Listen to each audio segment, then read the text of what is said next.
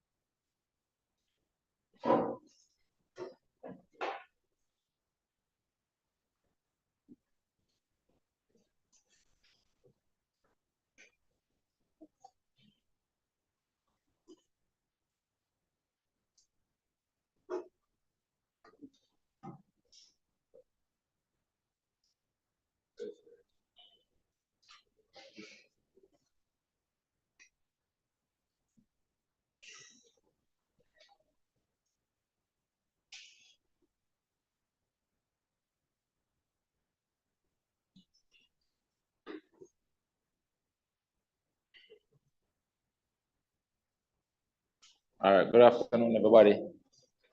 Online, can you see the screen? Yes, sir. All right. All right, guys, so we're going to work through this paper. If you did not do the paper, you need to do it after I do it. All right, we're getting a new paper to do on the weekend, Saturday, 2 papers again. All right, and we have to keep practicing. The pass mark is going to remain the same as it was, and we're going to move the pass mark after that going forward. All right, so we have to keep improving. Only way you can improve is if you keep practicing, doing the work. All right, you have to do the work in order to improve. Any question you get wrong, you redo it. You're recording it so that you can have the video to assist you. You can go back over, see what I did, and do the questions over by yourself. Have to put in the work if you want to get the results. Can't get the results by doing nothing. You have to work to get the results. The more work you do, the better the results will be. As simple as that. Simple, simple formula. Study hard, pass easily. Simple as that. Study hard, pass exam easily. All right? All right, so this is the January 2015 exam paper. I'm just going to work all the questions on it. Let's try and see if we can finish it in 2.5 hours or less. All right? So I'm going to go as quick as I can, but still try to explain everything that I can, as much as I can. All right, online, everything good still? Let's check in. Online, everything good? Mike, everything Yes, good? sir. Yes, sir. Yes, sir. All right, well, let's go. So number one, always is a calculator question, number one. Right here. Use a calculator to calculate the exact value of this. So it's typing this in the calculator exactly as it appears there. All right. So it starts out with a 12.8 squared. They put a bracket, but don't need it. And they were subtracting bracket 30 divided by 0.375 close bracket. That's it. 83.84. 83.84 is the answer. All right, just checking to make sure everything was typed exactly as it appears there. Yes, it was. All right, next question. 3 marks for that, you know, 3 marks. Imagine that. 3 marks for doing that. Oh my goodness. 3 marks. It's free. This one says, Mark spends 3/8 of his monthly income on housing. So if he spends 3/8, he has 5/8 left. Right? Because the total part is 8. Of the remainder, remember the remainder is 5/8. All right? The remainder is 5/8 of the salary. Of the remainder, he spends 1/3.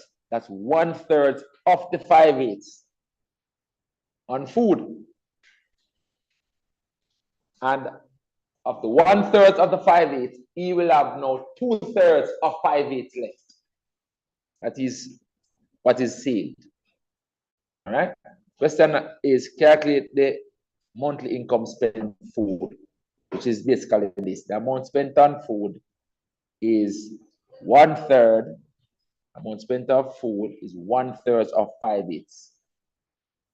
Simple as that. 1/3 of it is spent on food. That works out to 5/24. That's a fraction spent on food. 1/3 of 5/8. But understand the 5/8? He spends 5/8 on housing. Therefore, he has 5/8. He spent 3/8, sorry, on housing. And so he has 5/8 left. And then 1/3 of the 5/8.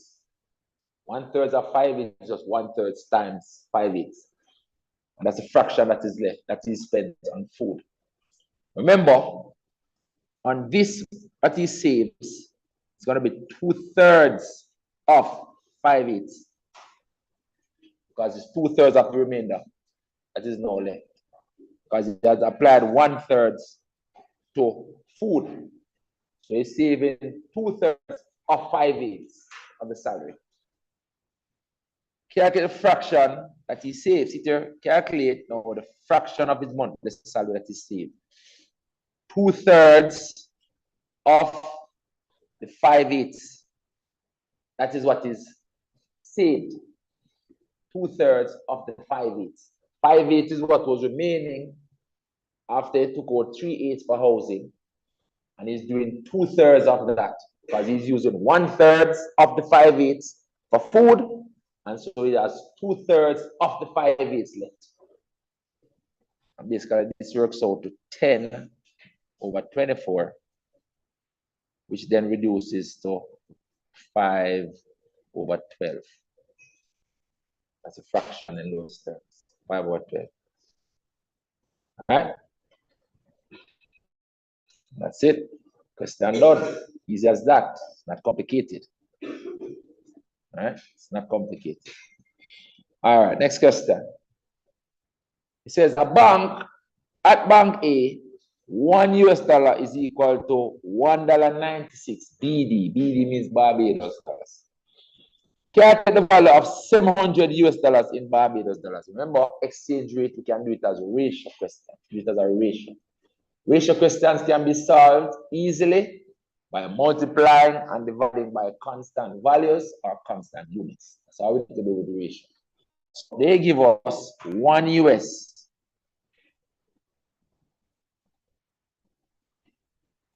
equals Barbados $1.96.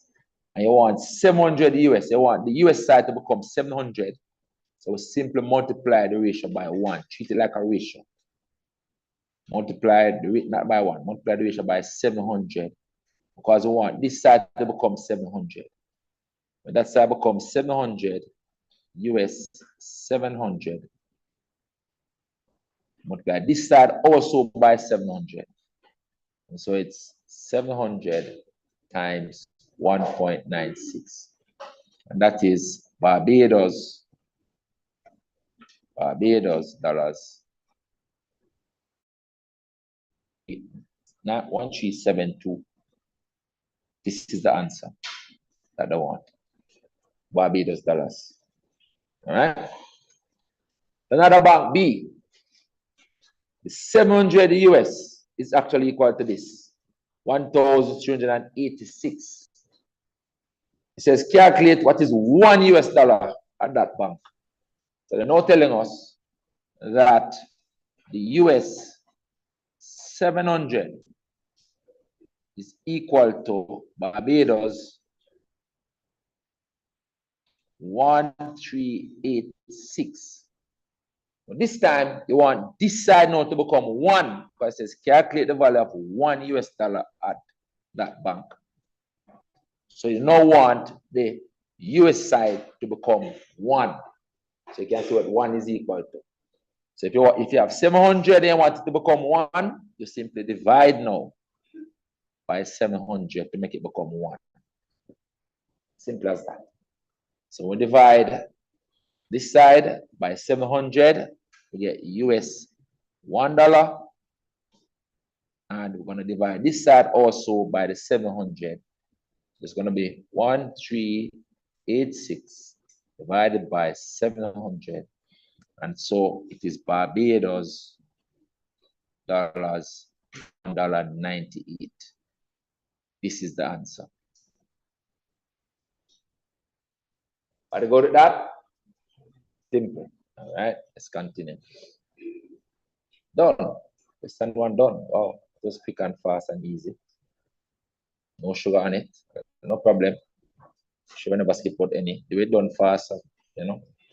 All right, I don't think we need a calculator right now. So here now we have to simplify this expression. So this testing your knowledge of indices. So if I want to multiply this expression by this expression, I'm picking out the like terms with the same base. This P has a power of 1, even though it's not shown. When you multiply indices, the same base, you add the power. This P has a power 1 that is not shown.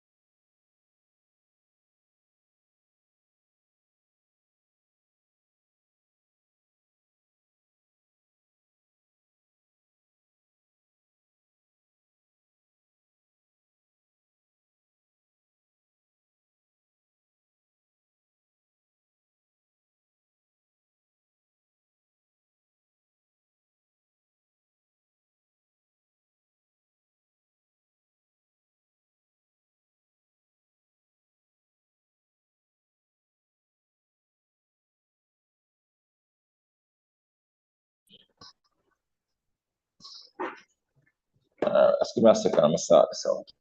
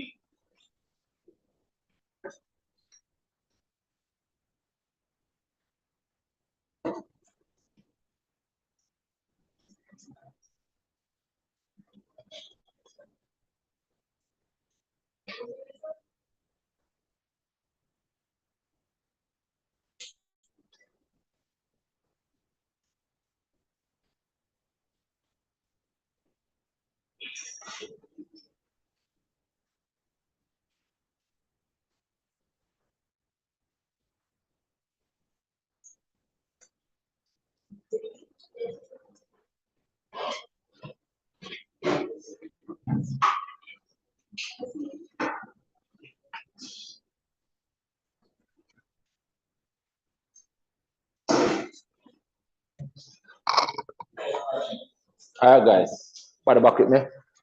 Online back with me? Yes, sir. All right, hold on a second. Hold on.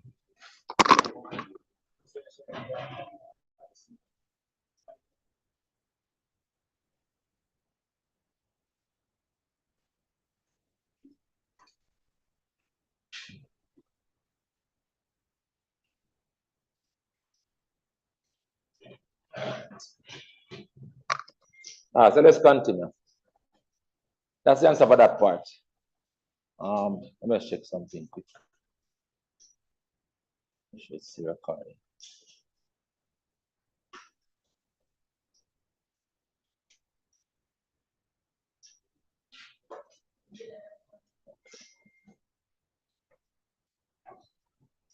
All right. Let's move to the next question. Next part wants us to write this as a single fraction. Again, I like to use the method. We make the fractions related. We make them have the same denominator. So this one, I want the denominator to become 10. This one I also want it to become 10. So I'm multiply this denominator up here and down there. So I multiply this one by 2 over 2. Multiply this denominator up here and down here. So this one I multiply by 5 over 5. That's the adjustment. So 2 denominators become 10. Multiply here, I get 2a over 2, 5 is 10. Plus, that's this plus. 5, 3 is 15a. Also over 10. And then we add them, 2a and 15a, that's 17a over a common denominator of 10. That's the answer. But okay with that? All right, next question. Somebody phone keep pinging. Turn off the phone and throw it away now, please.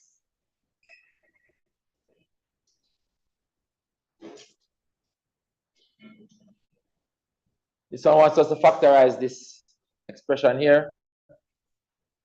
Very easy to factorize because this can only factorize into x squared and x squared. This one now, you factorize it using either 1 and 4 or 2 and 2. Those are the only options. So it's very easy. And then you know that when you factorize it like this, the far product and the near product must give you the middle term, must add up to the middle term.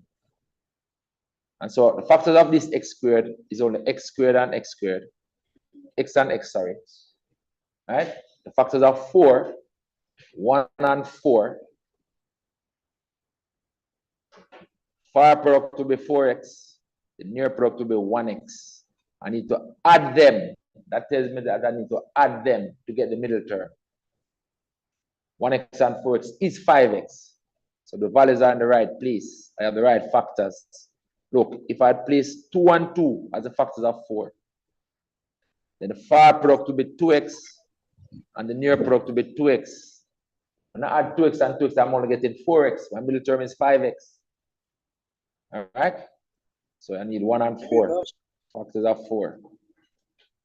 1 and 4. This term, the two sides of the bracket are the same. Both of them are negative. So negative, negative. Those are the two factors.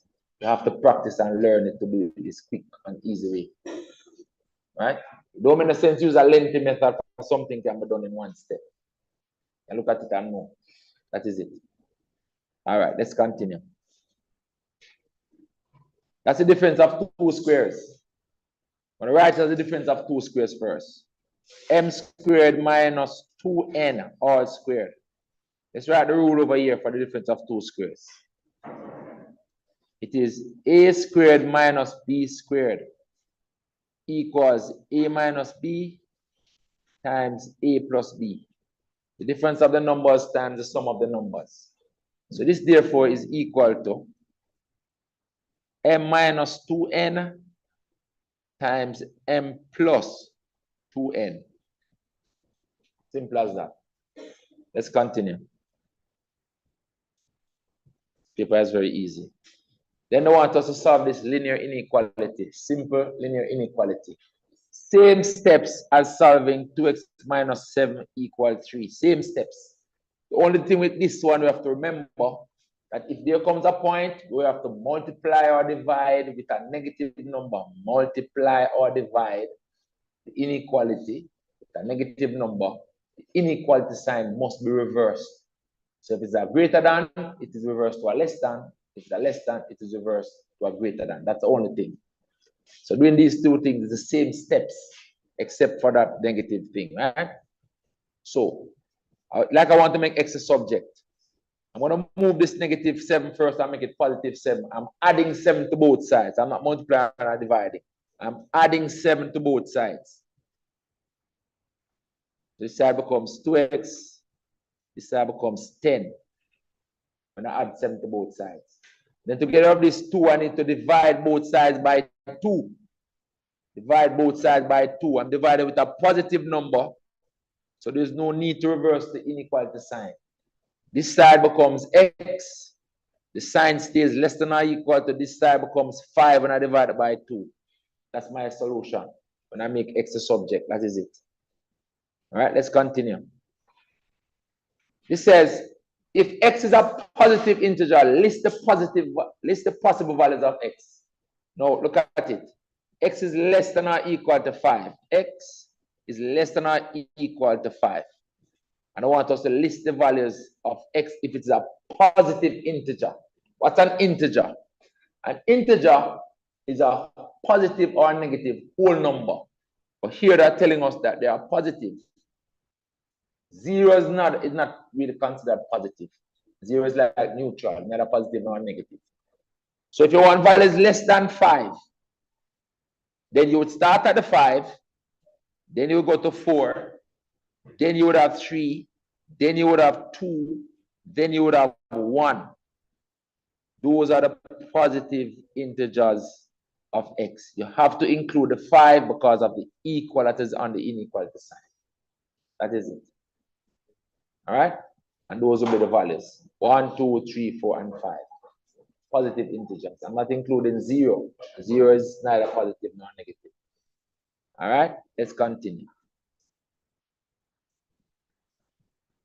This one says, find the value of this if the L is this value and the G is 10 and the pi is 3.14. So this is a straight substitution.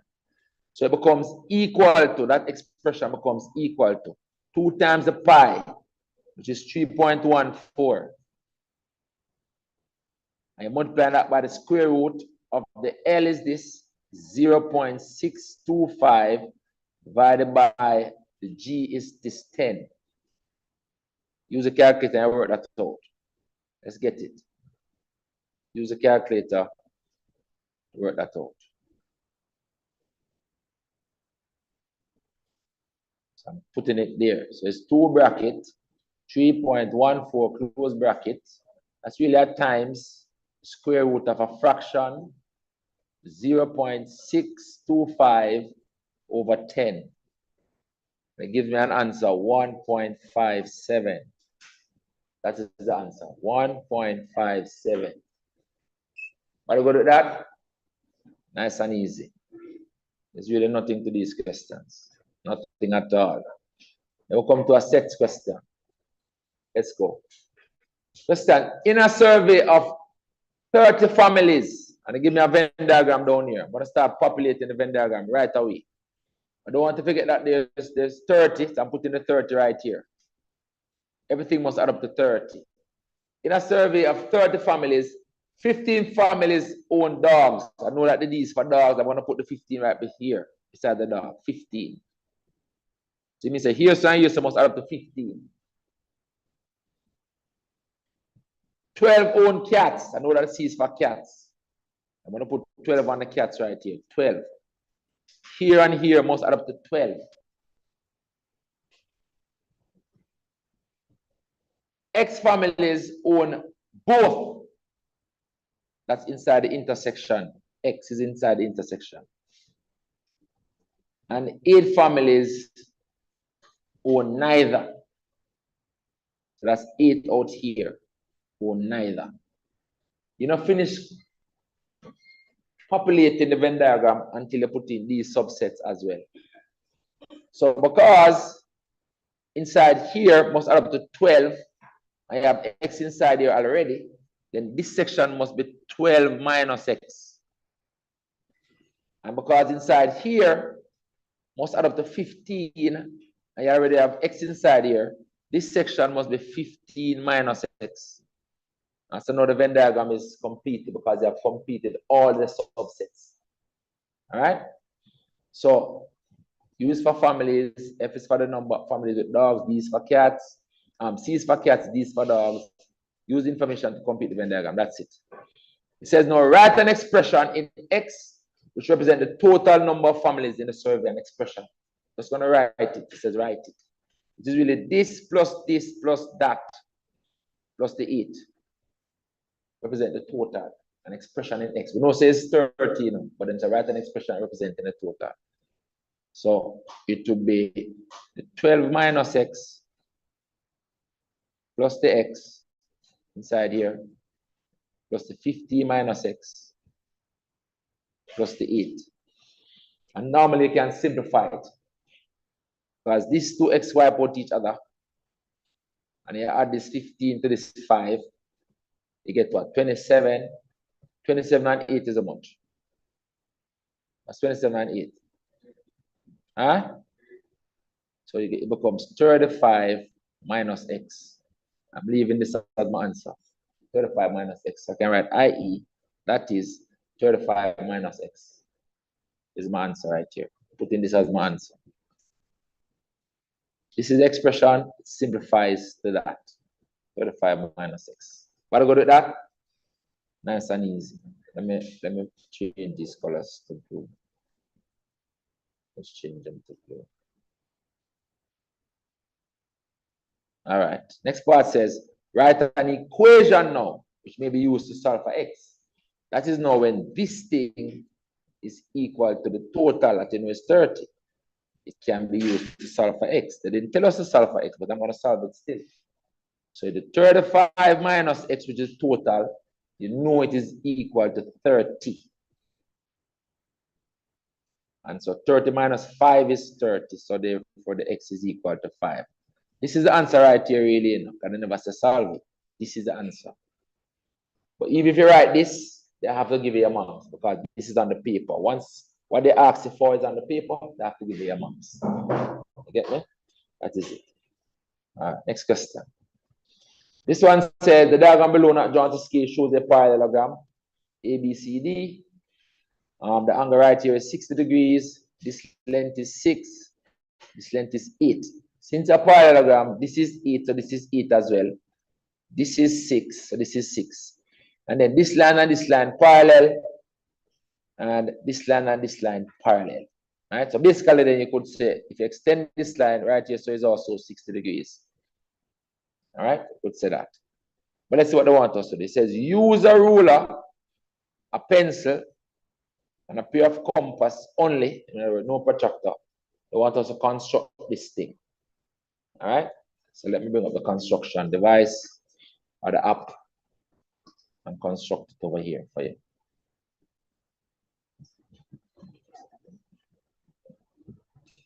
All right, so I'm going to use the method.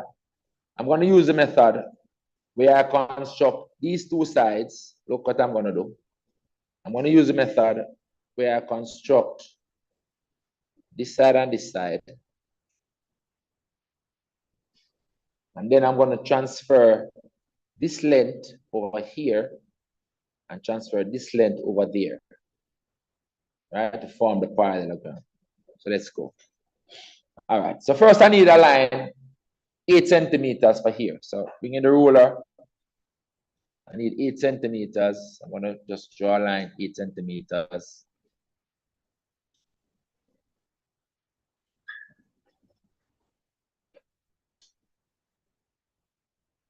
Zero to 8 is 8 centimeters. All right. And then I'm going to construct the compass the 60-degree angle. All right. So that's what I'm going to be using. To position it at the end here. We're going to construct a 60-degree angle there. Lock it. And I'm going to make an arc which is about 60 degrees long. About there. I don't have to go too far.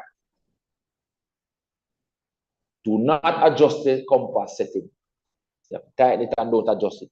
Move the point to where it crosses the line. Reposition the compass. You're going to cross this one with it. And you make a cross right there. 60 degrees is the easiest angle to make. That's 60 degrees. When I draw a line through here, over for the block. When I draw a line from the end point through the intersection, that line makes an angle of 60 degrees. I'm going to make it a little bit longish and then use the compass to measure the 6 centimeters that I want. All right, and show you how we can construct it as well. So that line is 60 degrees. I'm going to use this with a ruler to measure the 6 centimeters that we want. So bring back the ruler here, the compass on the end at the 0. And open it up to 6 centimeters right there.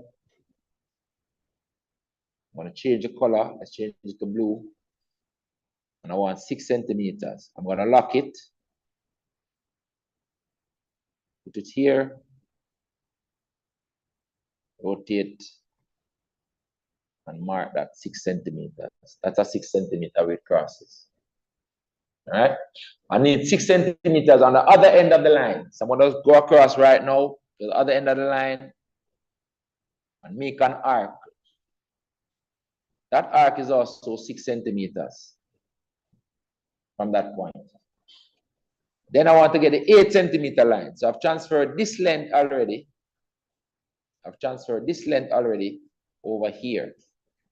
Now I need to transfer this length to base the horizontal line. I need to open up the compass to get the 8 centimeters. Open it up to get the 8 centimeters. That's 8. Lock it. I'm going to transfer that length up here now to right at that intersection. Now cross this one. That's 8 centimeters. That's my parallelogram. All I need to do now is use my ruler and connect those intersecting lines. So go back for the block. So when I connect here to here,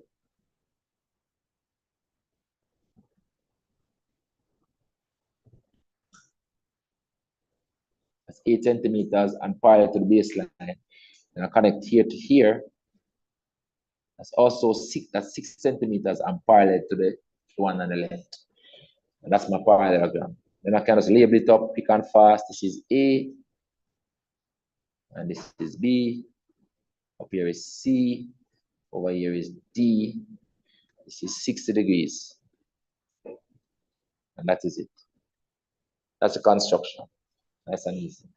But good at that. Watch over the video and try it yourself, please. All right? Watch over the video and try it yourself. That is it. Anything else they want us to do? Nope. Question done. 6 marks for doing that. Nice and easy. Next question, please. Number 4. Number 4 says, so what when you don't do the work? Because watching somebody do maths can be very boring. But when you do the work and you have something checking, and you're working along and you check it, it's a more meaningful session rather than you just sitting and watching. You get me? That's why y'all need to do the work. You need to do the work. All right? You're going to struggle for this 2.5 hours now. I'm telling you. If you really want this session to be meaningful, you need to do the work first. And then you'll have vested interest in what is happening here. Because you have done the work and you want to see your solution. You want to see if what you did is correct. All right? Anyway, next question. It says, an electrician charges a fixed fee for a house visit plus an additional charge based on the length of time spent. So what it is that once he arrives at the house, he charges you a certain amount. And then based on how long he stays there doing work, he charges you a rate per hour. That's what this is. So it's real life situation. It said the total charge Y, this is the total charge Y, is calculated using this equation. So I can tell you right off the bat that this is a fixed rate. So as soon as you reach, you pay $75. And then now X is the time that he spends. X represents the time spent in hours. Right? X represents the time in hours that he spent doing the job. And this is how much he's charging per hour, $40. So if you spend 1 hour, it's 40 times 1. Spend 2 hours, it's 40 times 2. All right? So you want to relate this, make it be realistic. It says complete the table of values for the equation y equals 40x plus 75. So basically, you just add in 40 more to each of these, because look at it. When you reach, you must spend no time, you're paying $75. After 1 hour, you have to add $40 to the $75. After another hour, you have to add another 40. So to go from this to this, you just can add 40. Or if you like, you can plug the 2 in the formula and work it out. But here you can just add 40 to this. And what if I add 40 to this? What am I going to get? If I add 40 to this, I'm going to get 155. And if you look, you say another 40 was added to that. And so I now need to add another 40 to this for another hour. Every hour, he adds $40 more. So if I add 40 to this, what am I going to get? 235. And that continues. So it's quite simple. All right? Every hour, I add $40 to what you're paying. It says on the grid on page 13, use a scale of 2 centimeters represent 1 hour on x-axis, 2 centimeters represent $50 on the y-axis. Plot the 7 pairs of values shown in the completed table and then draw the line. So basically, I could draw this line, y equals 40x plus 75. So we're supposed to get a line that crosses the y-axis at 75 and that has a gradient of 40. All right? That's still a straight line. Let me do it over here.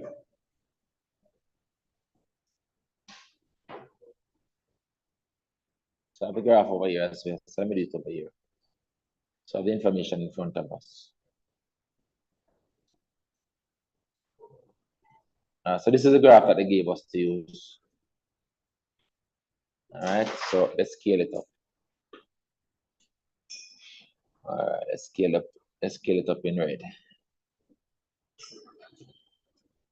All right. So I'm going to scale it down here. What did it say? It said 2 centimeters to 1 hour on the x-axis. I'm going to put 0 here. 2 centimeters, 1 hour. 2 hours. 3 hours. 4 hours. 5 hours. 6 hours. And this is time in hours. All right? That's on the x-axis. And on the y-axis, it is 2 centimeters to $50. 2 centimeters to $50. So therefore, this is $50. And 2 more centimeters is $100. And 2 more centimeters is $150. And 2 more centimeters is $200. And then $250. We're going up to $315, right? And then we're going up to $300. And then we're going up to $350. So we need to establish the scale to see what each of these little lines mean. All right. So all you can know is that the total length here so is 50. And there are 10 of these little spaces there. So it means that each of these little lines is 5. Look. 5, 10, 15, 20, 25, 30, 35, 40, 45, 50. Each of these little lines is 5. You can put it here just to remind us. 5. Here now, you have 10 lines again out to 1. But they're going by hour still. Not really matter. They're going by hour, right? Going by hour. So it not really matter. So let's draw the graph now. The first point, let's put them on in blue. $0, $75. So when the time is 0, the amount is $75. Here we're going to be 75 right here. Halfway between the 50 and the 100. So the first point is right here.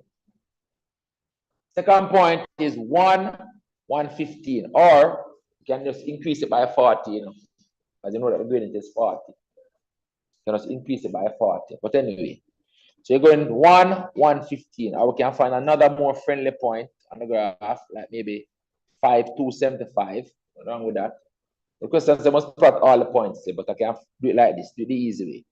5,275. Let's do it that way. 5,275. 5,275 is this line. So we'll come in here. I'll show you how you could do it the easy way, right? And this is 5. So our point is right here at the intersection right here. So those are 2 points on my graph. If I'm in the exam room, I'm going to use my ruler and draw a straight line between these 2 points. One straight line. And then I'm going to put in these marks, as all those marks must be valid. That's what I would do in the exam if I were you. To do it quickly. So I don't have to be figuring out the minute details of these. But if you don't do it that way, I can leave them still and just double check it. Look, so this point at 1 supposed to be 150. Remember, each of the small lines is 50, right? So this one, this will be 100, and then 5, 10, 15 right here. That's where it is. The next one is 155, 155. So 150 here, 155 is actually right here.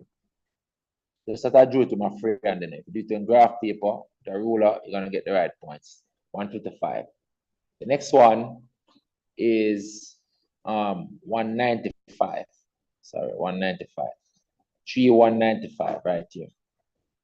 So 3, 195 has to be 5, just 1 unit below the 200. So it's right here. Next one, shift it over this one, 235. 235. So 4, 235. This is 200. This is 225 right here. So 225 right here is 225. 230. 235 is this right here. Next one is 275. 275 is where we have it. 5, 275. So right here is 275.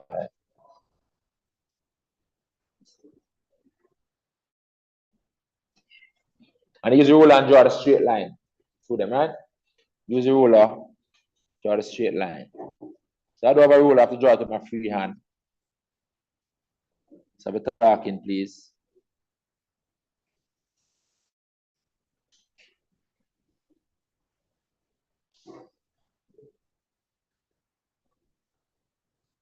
That's it. You just make sure you draw it with the ruler.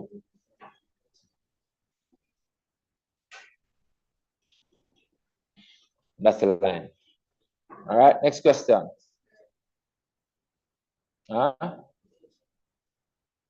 This third one? Which one? Oh, the last one, 6, 3, 15. All right, thanks. 6, 3, 15.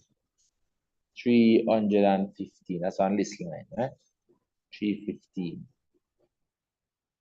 So this is 300.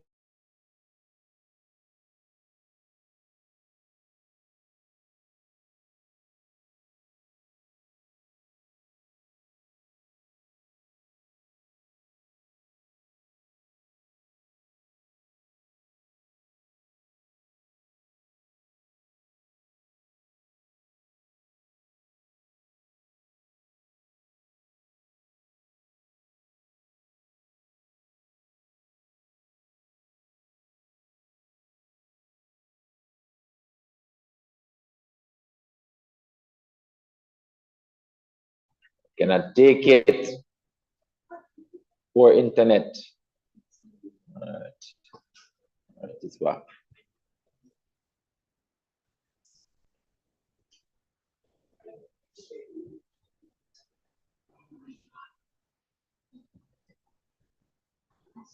Online, good? Can you hear me? Online? Yes, sir. All right, good. So I'm saying this question says use a graph. To show that you use a graph, you have to draw lines on the graph to show that you use a graph. But this question is one that you can actually calculate the accuracy of your answers, right? So you have the equation. It said the total charge for the time when you spend 4.5 hours. So basically, you could work it out by putting the 4.5 hours inside here. Right? And by calculation, it would have to be 40 times 4.5 plus 75. All right? What would that work out? Let's work it out quick. right? And then we're going to do it on the graph and make sure it matches. So it's 40 times 4.5 plus 75 times plus. So I'm supposed to get 255. All right? I'm not going to leave this on the paper. And the question says use a graph. I'm just doing this rough to check it for myself. All right, 255. So you're going to come down here to 4.5 hours, guys. Look, no, you're going to come to 4.5 hours down here on the time axis. 4 hours, 5 hours, let's do it in purple. 4.5 hours is here. And you want to meet the graph with this line.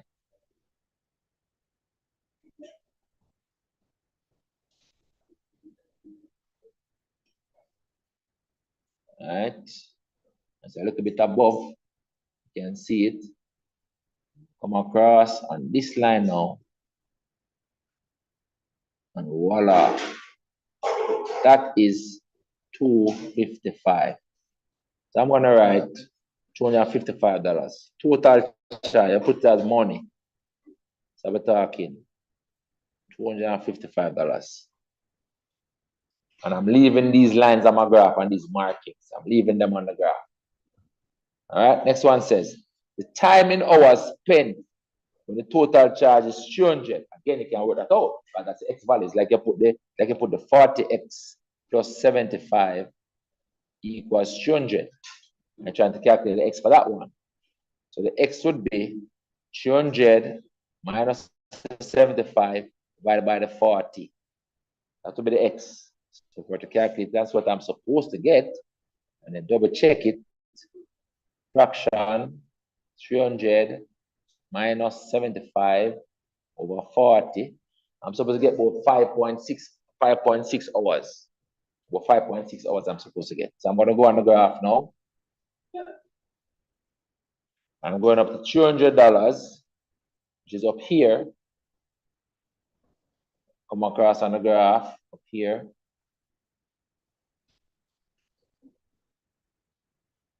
Get to this point. What am I supposed to get? 5.6. I'm going to come down right in between here.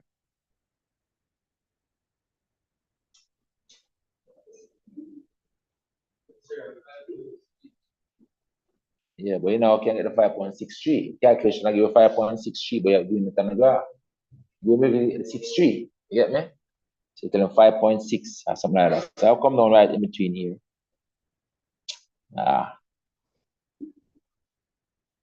Right in between here. Use a ruler and do it then. Right here. Use a ruler and do it.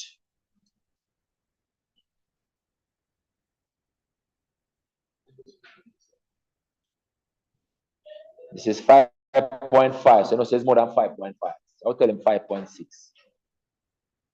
I'm going to write 5.6. This is my graph. Leaving the 5.6 here.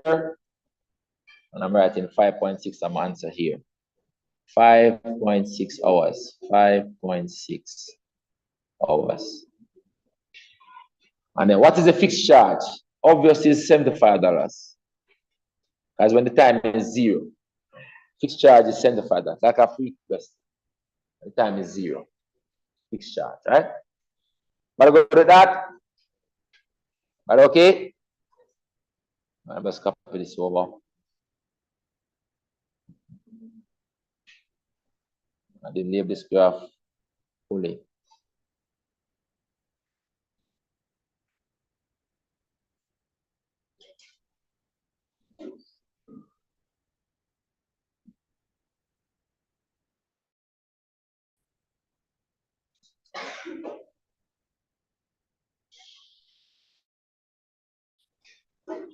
I'm supposed to put up here charge or something like so. The y-axis, right? Charge. Y.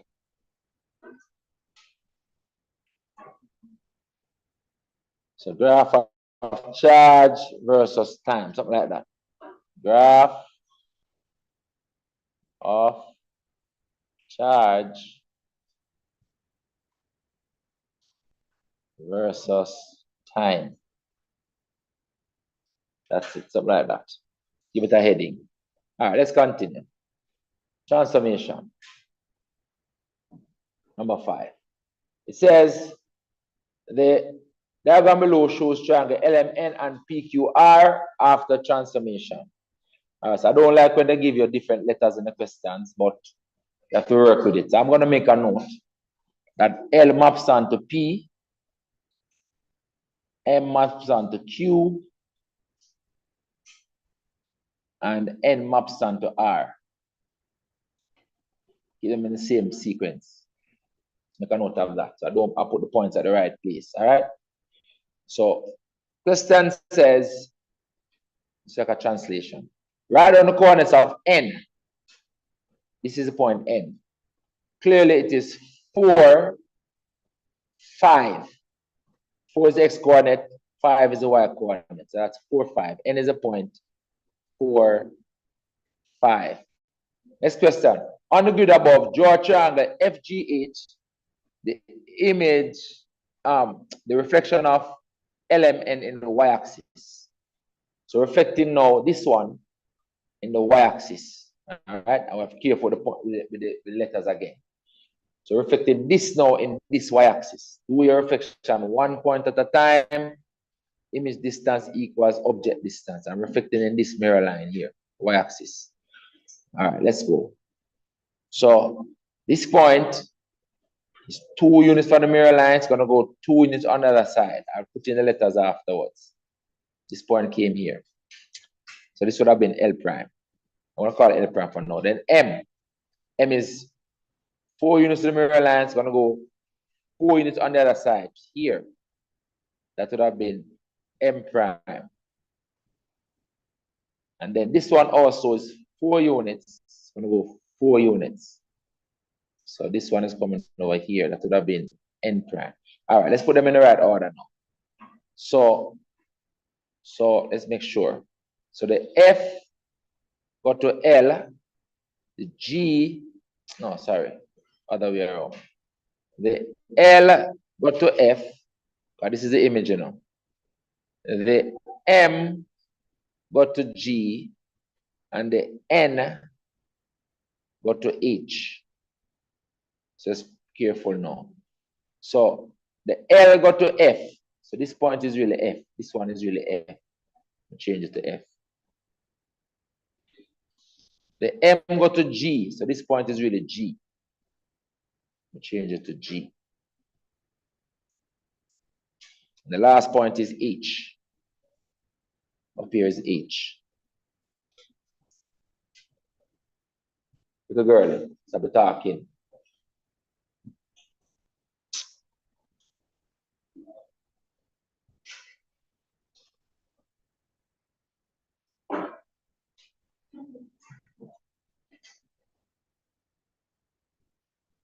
Use your ruler and draw the triangle. Don't be friendly like me.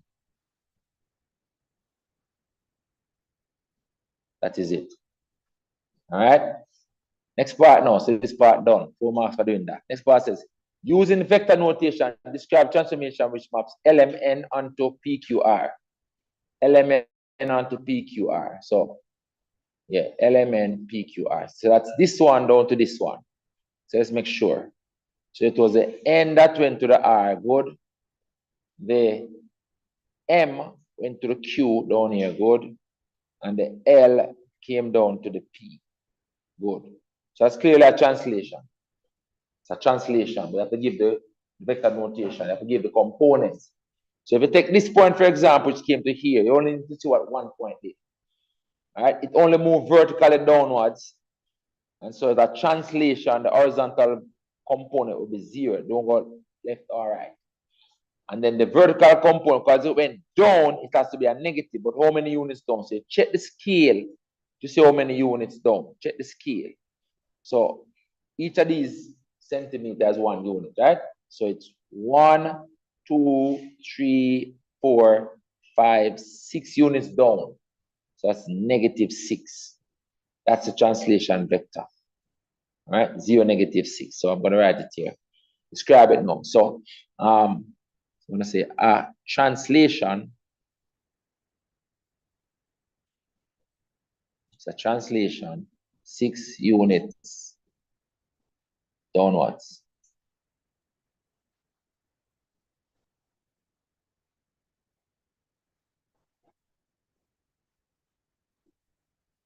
And they say, give the vector notation. When I say that is 0, -6. That is 0, -6. That's a translation. Simple as that. All right. Nice and easy. It says, complete the following statements. All right. This one says, triangle PQR is mapped onto FGH by a combination. All right, let's see what is happening here. So, what they're saying, it's like a glide reflection. I see you have a translation up here. Let's look at it.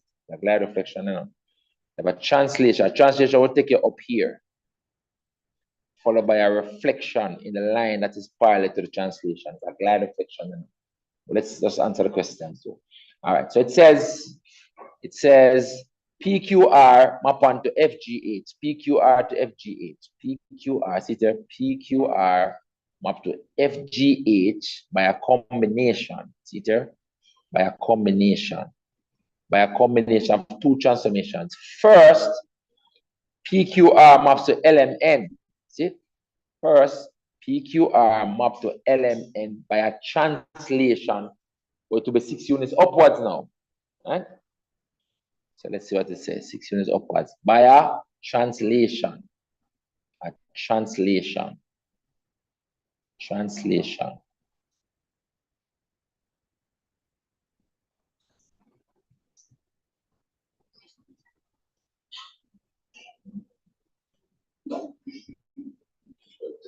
Parallel to what? I'm going to write 6 units. Translation 6 units.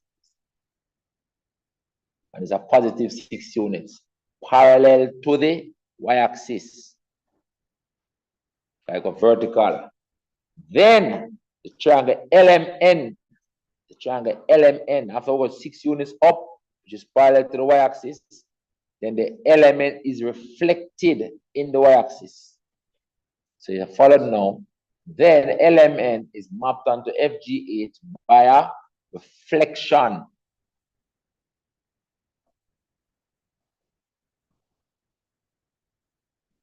By a reflection in the y-axis. That's what happened. Right? Nice and easy. It says FGH and PQR and FGH are congruent. State 2 reasons why they are congruent. They have all sides equal, all angles equal. That's what happens when you have congruent triangles. All angles equal, all sides equal. Simple as that. All angles equal. All angles are equal in the two triangles. And all sides are equal in length. Let's put in length.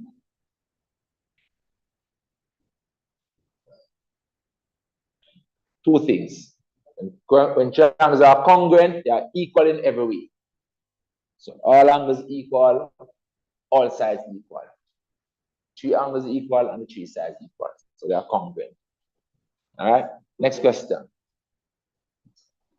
That question done. Number 6. Oh wow. So this question was supposed to measure something. I was looking at the paper earlier today, so we need to measure something. I will have to assume a measurement, right? To do this work. I can do the actual paper to measure it on. So let us do a measurement for the purpose of illustrating this question. Let's go. Question says, the diagram below is a scale drawing of the side view of a building. Choose the midpoint of KN up here. And this angle is 90 degrees. And this angle is 90 degrees, as they are saying here. And this angle is 90 degrees. All right. It says measure and state the length of PQ, which is this. I can't measure it.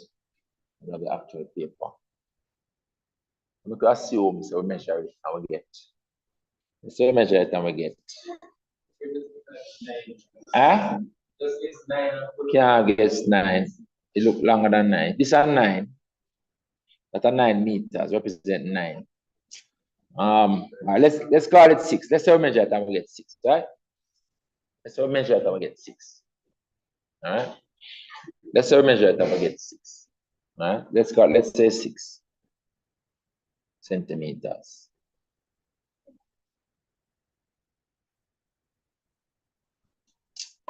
Oh man. The length here is longer than this.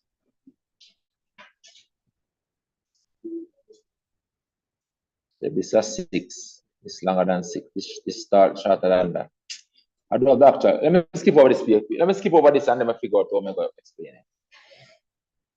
I do have the actual paper to measure it. Let me skip over it and then I'll figure out how.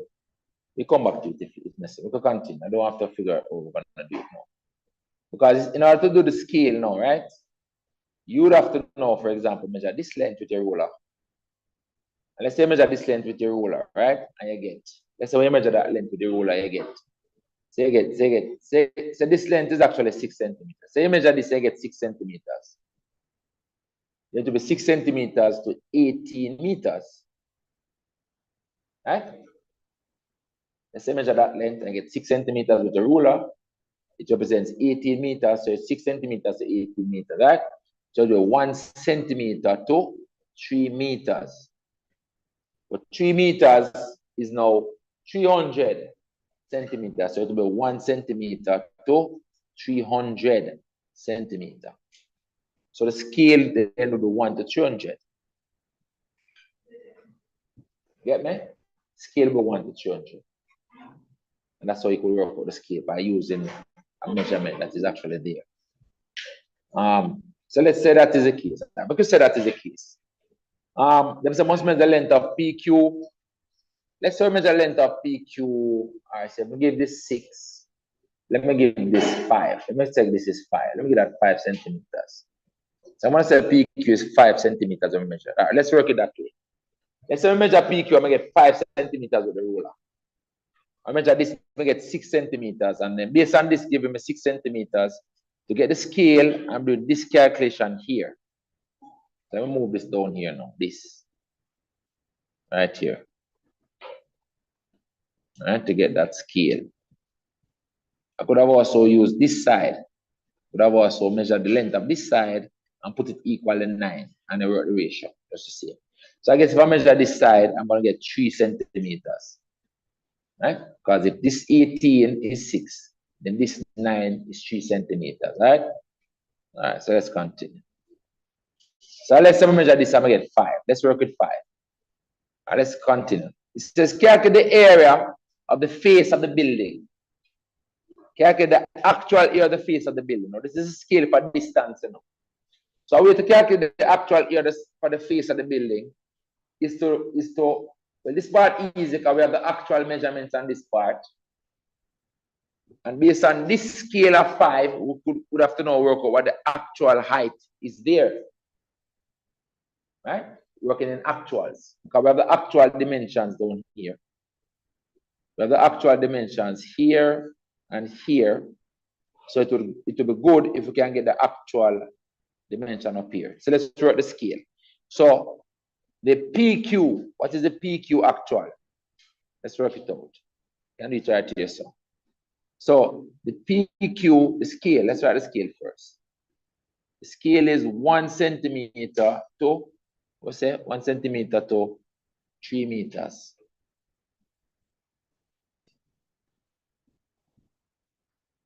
Multiply that by 5 to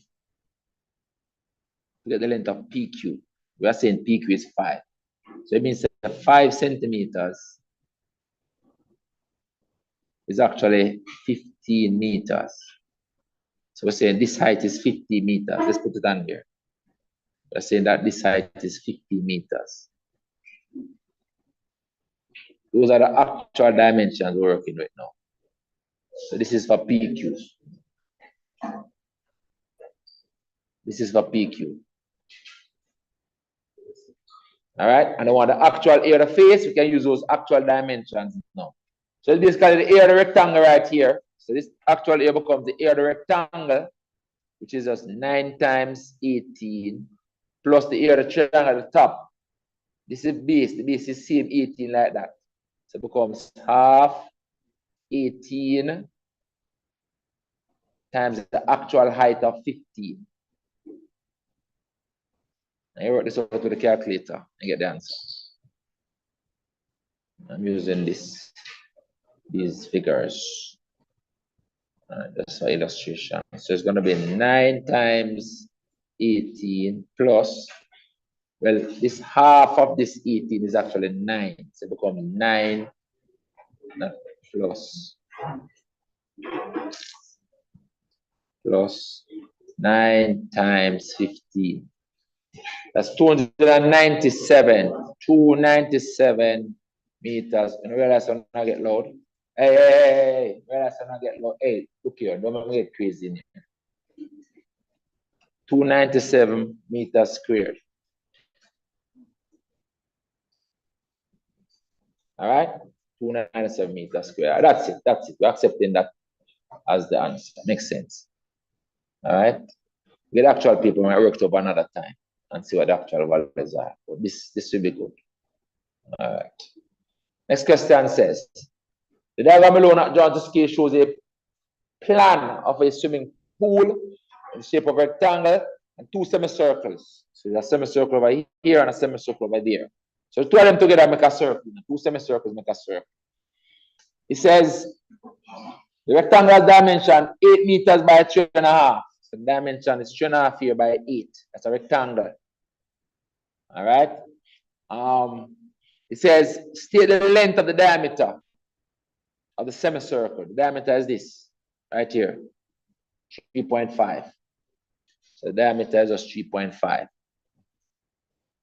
meters. That's it. That's the diameter. Just state it. The diameter is 3.5. Let's put in a box. We're working with radius. The radius becomes half of this is how much? Half of 3.5 is how much? 1.75. That's all? That's correct? Half of 3.5 is how much? Good. So the radius is 1.7. We work with radius. So using this for our information. All right. So the diameter is 3.5. We're going to be working with a radius of 1.75. It says calculate the perimeter of a swimming pool.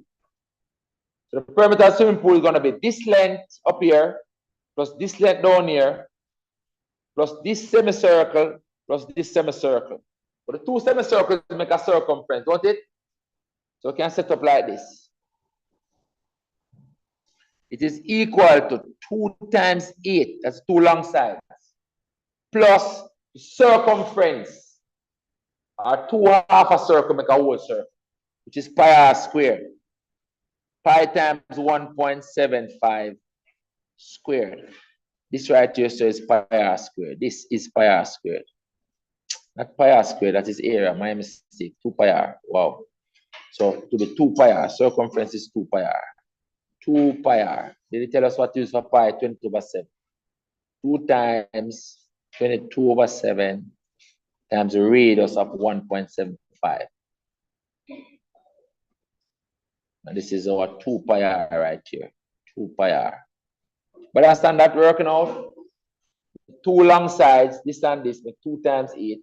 And then 2 half a circles make a whole circle. Circumference of a whole circle is 2 pi r. So that's it. That's how we do it. Nice and easy. Put this in the calculator and work it out for me. Let's do it. We're not going to do it any harder way than that.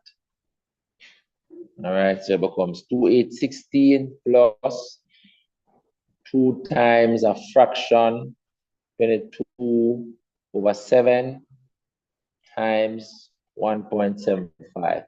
27.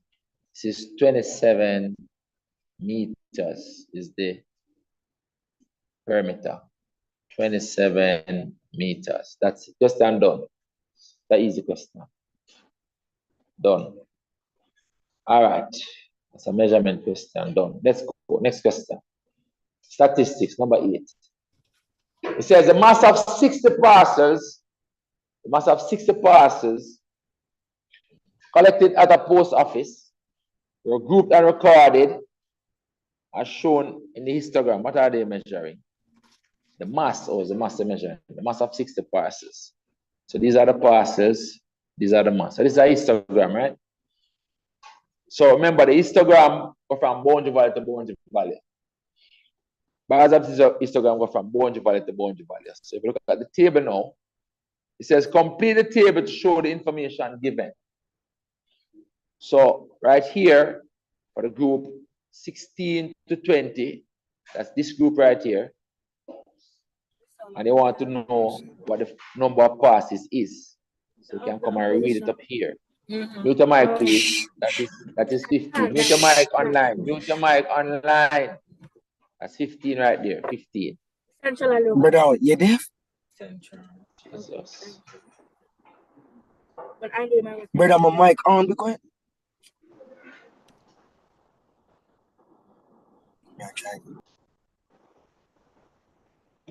This is 15. Now remember though also that 31 plus the 15 is supposed to give you that, right? 46, which is correct. So that is correct. Next value down here is that they're going to add the 46 plus 11 to give you that value. 46 plus 11 is what? 57. This is 57. And then 57 plus what gives you 60? 57 plus 3. This has to be 3. And you can double check if this is 3. So the last group down here must be 3. But look at the scale. This is 10 lines up here to 5. So it means that every other line is 1. Right? Because it's 5 divided by 10. So each line is a half. So every other line is 1. So this is 1, 2, 3, 4. See? 1, 2, 3, 4, then 5. So this one here is 3. See? 1, 2, 3. This is 3. Read the scale properly. Don't give it away. So the last bar goes up to 3, which is correct. All right, so that's the table. Next question says, on the grid provided on page 90, use a scale of 2 centimeters to represent 5 kilograms on x-axis, 2 centimeters represent 10 parts of. Draw the cumulative frequency graph. Remember, cumulative frequency graph can be done using upper boundary values or can use upper limit values. Usually it depends on the question that the answer is. Either you're not there most of the times. So I'm going to use the upper limit values as I have here with the cumulative frequency values that you have here. It's very important that we know what values we use for the cumulative frequency graph, because it shows we're going to be doing a less than, so it's actually less than or equal to these values, these totals. All right, not going to go through teaching it all over again now. Those are the values for the points on the graph. Let me bring it up on the next side.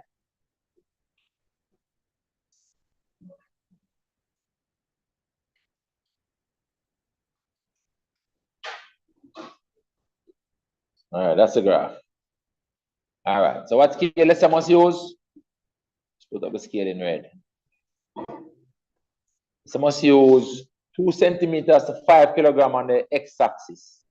2 centimeters to 5 kilograms. So therefore, this will be 5, 10, 15, 20, 25. If I go up to 30, this should be 30. We're going to be doing a less than or equal to mass. Less than or equal to mass in kilograms. Stop it talking. Stop it talking. Leave it. Stop it talking.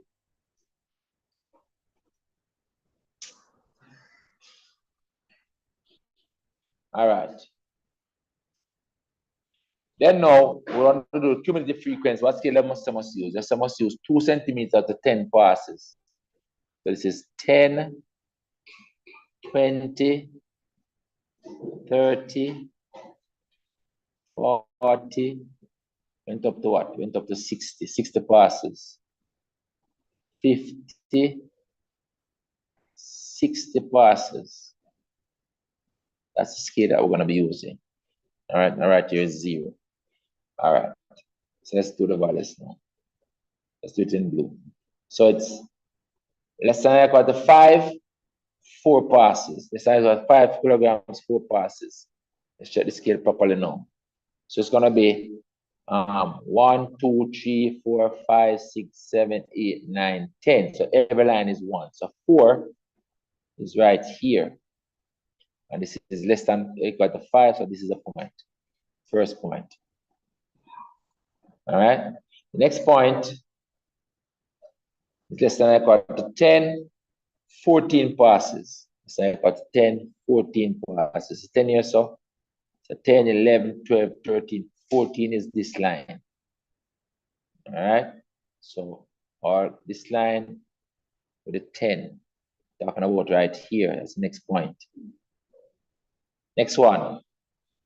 Let's say equal to 15 kilograms, 31 passes.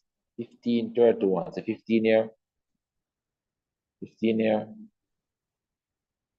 Going up to 31. All right. So 31. 31 is this line right here. 31.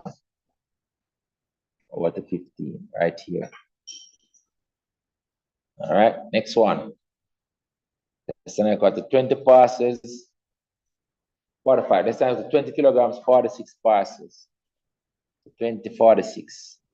So it's a 20 here, so this is a 20 line. 46 is right here. So we're talking about this point. Right here, so. All right, next one. It's equal to 25. Next time, we're going to 25 kilograms, 57 passes. 25, 57. 57, this is 55. So 57 is right here. This is 57. Coming up to this line. And this is a 25. So we're talking about right here. All right. Then now, let's say equal to 30 kilograms is measured by 60 passes. Measurement of 60 passes. So that's a 30. So 30 kilogram line right here.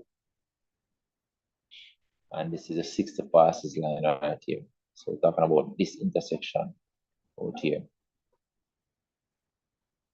And they must always bring a graph down to 0. So because we're going up by 5, before this 5, the value before this 5, put on in blue, will be 0. And that has a frequency of 0, but there were no values there. So we're going to bring the graph down to 0 on 0. Start the graph right there. Let's draw it out in, let's keep it in red. I'll draw it out in blue. So we must draw that smooth curve now through the points. But don't put any rule on the cumulative frequency curve. It's called a curved ogive with an ogive shape.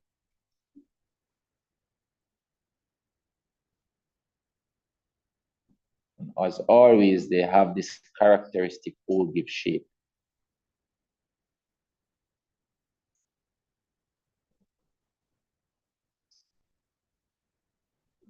That's it. That's a curve. All right. Watch over the video. Look at the values that I use. I use the upper boundary values, upper limit values with the cumulative frequency. Draw the cumulative frequency curve. All right. What else do I want us to do? So I'm going to copy this over just now. It says use a graph to estimate the median. So if there are 60 passes, the pass in the middle is the one that has a median measurement, 30th one. So let's do the purple. The position of the median is this pass right here. Half of the 60. Right? Half of 60. That's the position of the median. Not the median, no. This is just the position of Q2, the median Q2. So come across on the graph.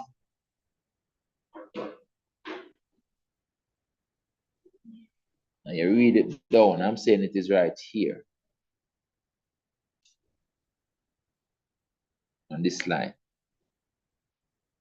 And read the scale, but every other line is 1. So it's 10, 11, 12, 13, 14, 15. That looks like 14 and a half. So 10, 11, 12, 13, 14, 15. I'm going right in between there for my Q2, and I'm saying it is 14.5 kilograms. Put the unit of measure on it as well. So I'm going to write 14.5 kilograms for my answer. And I'm leaving this on my exam paper. I'm not taking it off, leaving it there. It says, draw lines on your graph. Show how you estimate is obtained. So you have to draw those lines to show. All those markings, even this, I'm leaving everything there, not taking off anything on my exam paper, just as it is here. The only thing I might want to do is just label up here cumulative frequency or something like that. So these are the passes. So maybe put these are the passes up here from the top. So these are the passes or the cumulative frequency. I can write as a cumulative frequency. Yeah. What I estimate what? That's one in the middle because it's 60 passes. So half of 60 is 30. If it was 100 passes, they want the 50th one. If it was 80 passes, they want the 40th one. The what? All right, so that's the measurement that I got. So when I come to the 30th pass, I want to know the measurement of the 30th pass. So I come across on the graph and read it down on the x-axis, and it's telling me how many passes measured less than or equal to this. That's what they want. So it's just a matter of reading the scale properly. We already know that this is 10, this is 15. So it means that every other line is 1. So this is 10, and this has to be 11, this has to be 12, this has to be 13, this has to be 14, and this is 15. And we're right between them, 14.5. All right? All right, good? All right, cool. All right, guys, that's it for that question. Let me just copy this over here. That AC not working. You feel hot. You feel hot there? Feel cool? Me alone hot. I'm the hot one. I'm the hot one. And I feel hot, man. Anyway, so we go. Whether it's hot or cold, we have to do this thing. No matter. All right, let me paste this over here.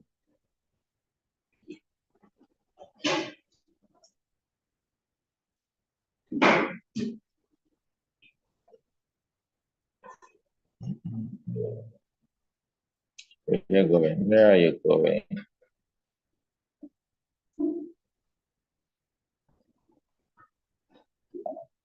All right. Let's work with it there. All right. Then we come to number 8. Pattern question. Question said, diagram below shows the first 3 figures in a sequence of figures. Draw the 4th one. So you basically want to see how the pattern changing, right? So you want to see how you go from this to this one. So it's like you had this before.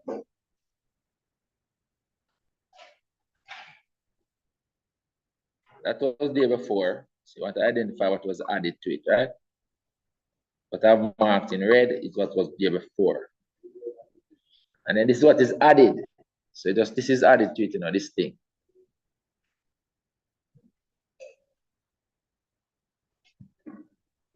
What I'm drawing in blue is what was added.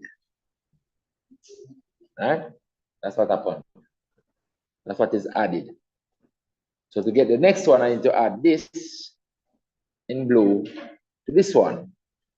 So I'm going to use the technology and just do it. And I'm going to just copy this and add it to this. All right. I'm going to do that.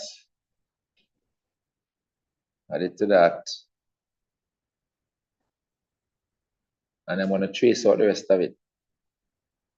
Sorry, you can't do that in exam. You have to draw everything. Right? So I'm going to draw these lines down like this first, all of them. These lines going so. Draw all of them. And I'm going to draw all these lines going so. This way. All of them.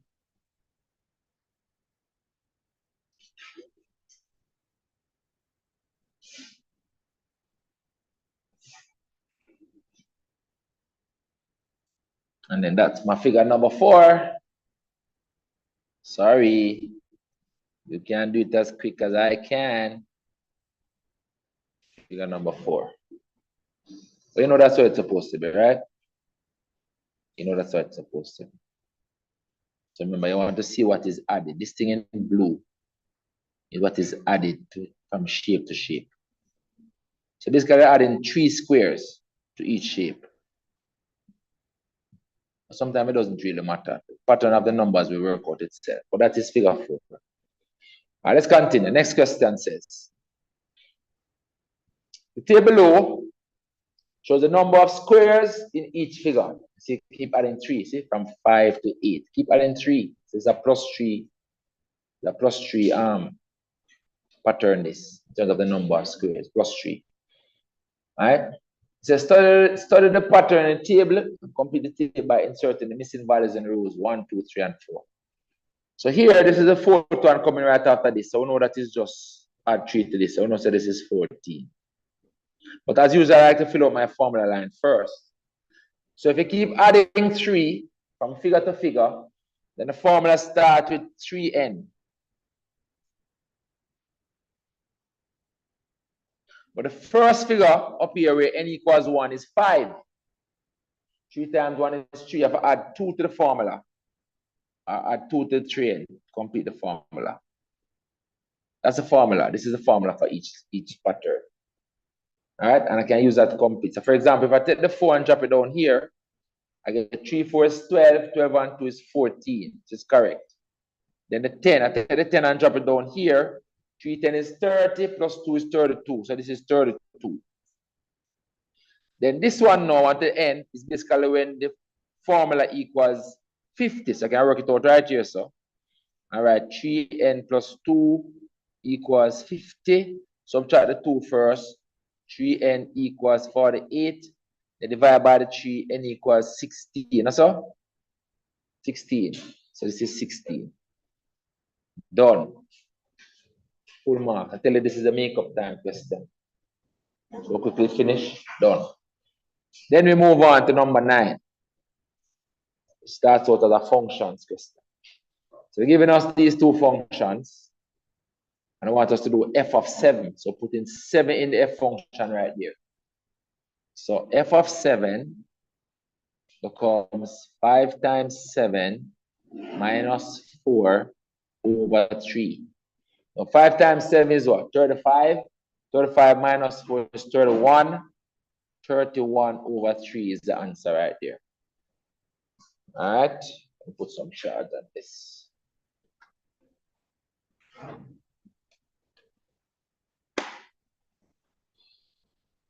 All right. But good at that. Then I want f to the minus 1. So we're doing the inverse on this function, f to the minus 1. So we're going to start by saying, right, about the function, which is f equals, what is it again? 5x minus 4 over 3. I'm going to inverse it first.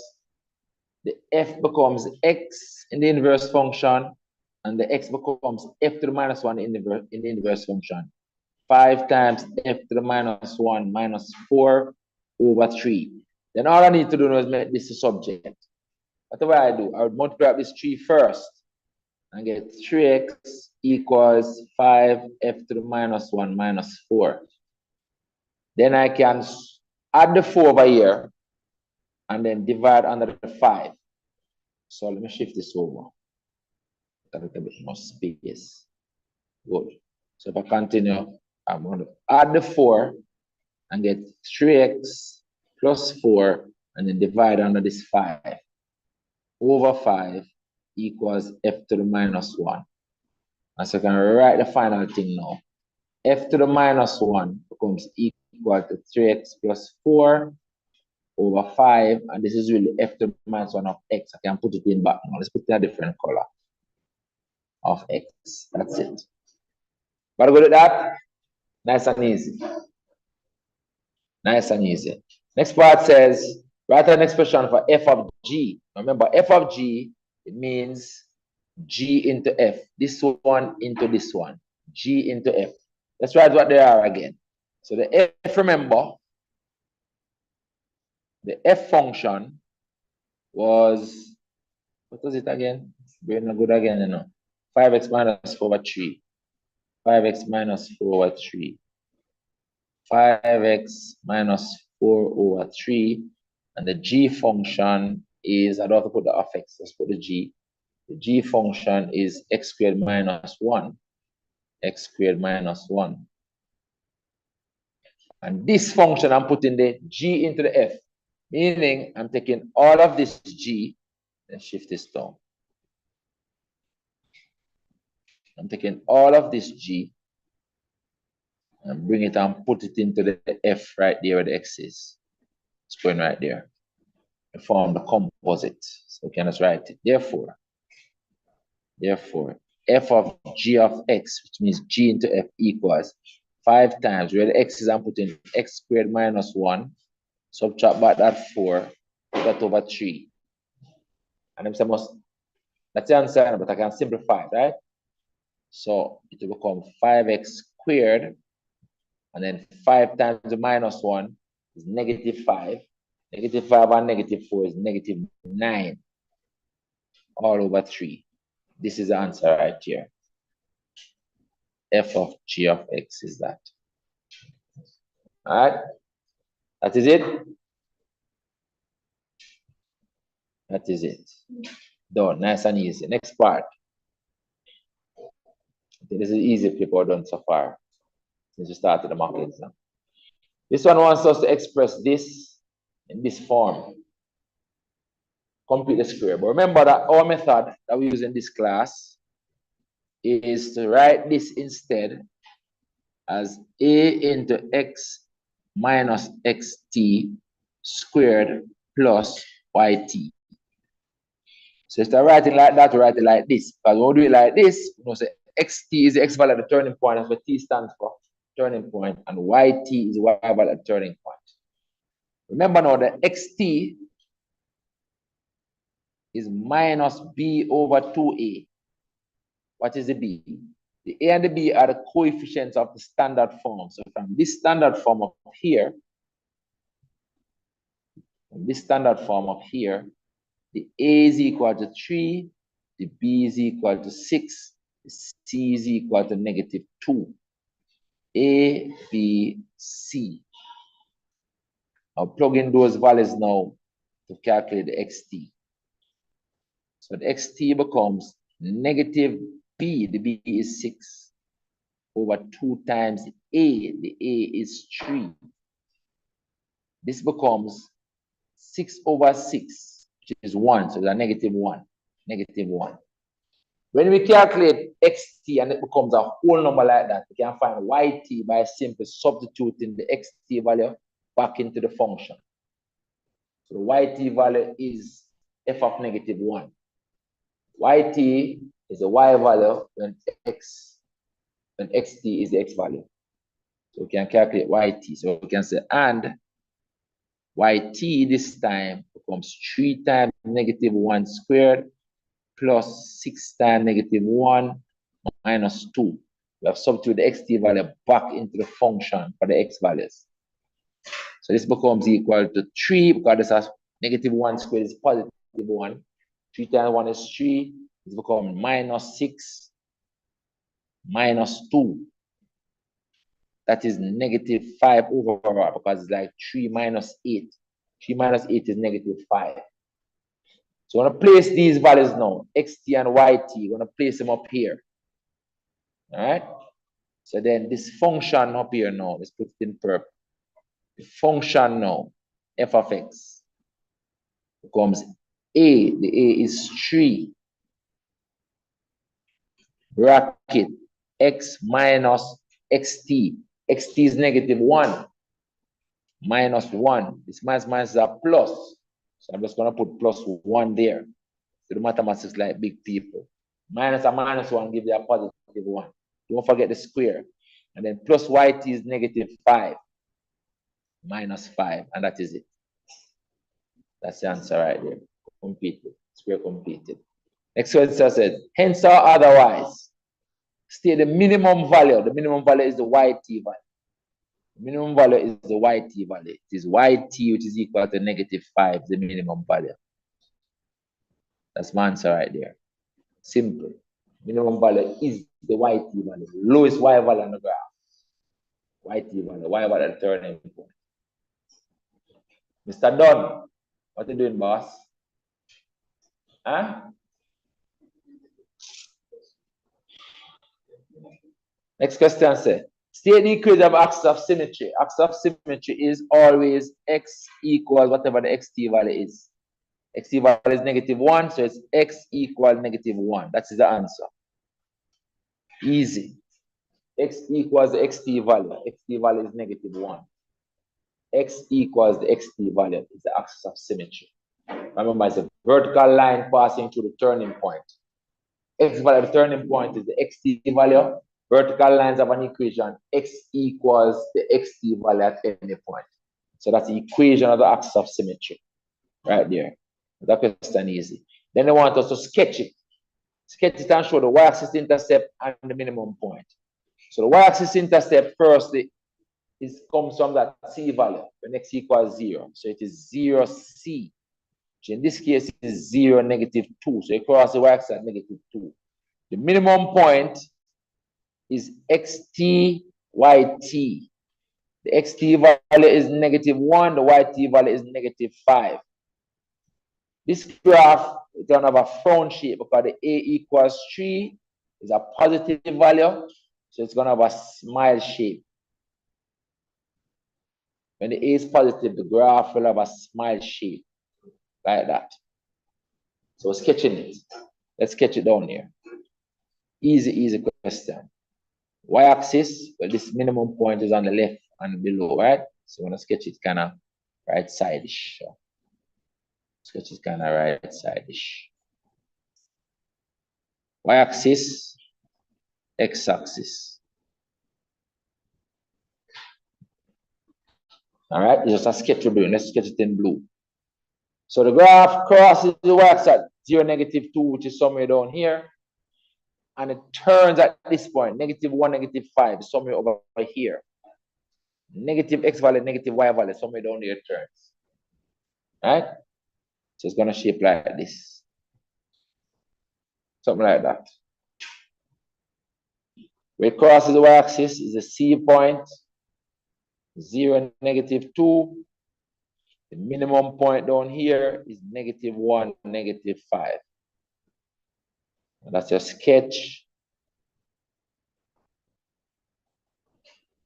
of y equals 3x squared plus 6x minus 2. That's a sketch. They put on what they wanted. The axis of symmetry is this line up here. Vertical line through the turning point. Axis of symmetry that we had. This is the axis. X equals negative 1. That's your sketch right there. Nice and easy. Watch over the video and do it yourself. Do it again. All right? Very important that you do that. Exam is how many weeks away now? 7. 7 weeks away. Counting down. Do the work and you'll shut it. Yeah, Miss Lewis. Do the work and you'll shut it. All right. Number 10. Let's go. This question says, in the diagram below, not drawn to scale, RS is 9 right here. RQ, sorry, is 9. RS is 12 right here. Then ST is 13. I'm just checking that everything they say up here is on the diagram. Then the angle QRS right here is 60 degrees. Then the angle SQT right here is 40 degrees. So everything that I've said is on the diagram.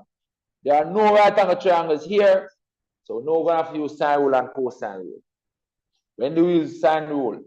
When, for example, you have this side and an angle opposite each other, you know both of them are going to be using sine rule.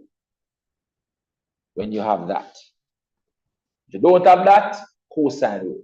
Like, for example, over here, what you have is two sides. The one angle you're doing, where you don't know the side opposite. You can't use sine rule. So there's a cosine rule. Cosine rule you have to use now in this triangle over here. All right, so the cosine rule, sine rule question. Let's see what I want us to do first. Calculate of QS, which is this side. When I work in this triangle, cosine rule. All right, cosine rule. So cosine rule. We're using. Can tell the examiner cosine rule. But do the math like big people now. We're not going to put the square. We're going to write the square root over the expression. So the QS is going to be equal to the square root. Normally it will be QS squared equals something. But we're going to leave out the square root. We're going to leave out the square and put square root over there, what we normally put on the right side. Or just, we're not putting a formula, let's put in the values. Working in this triangle right here. So it's this side squared plus this side squared. Start like Pythagoras' theorem. 9 squared plus 12 squared. Minus a piece. Because it's not a right angle triangle. So you subtract 2 times the 9 times the 12 times the cosine of the angle between them, which is 60 degrees. And you put this all in the calculator and get the answer. Notice, guys, they give you a small amount of space to work. It's 2 marks. So they don't expect it to be doing a whole heap of work for this.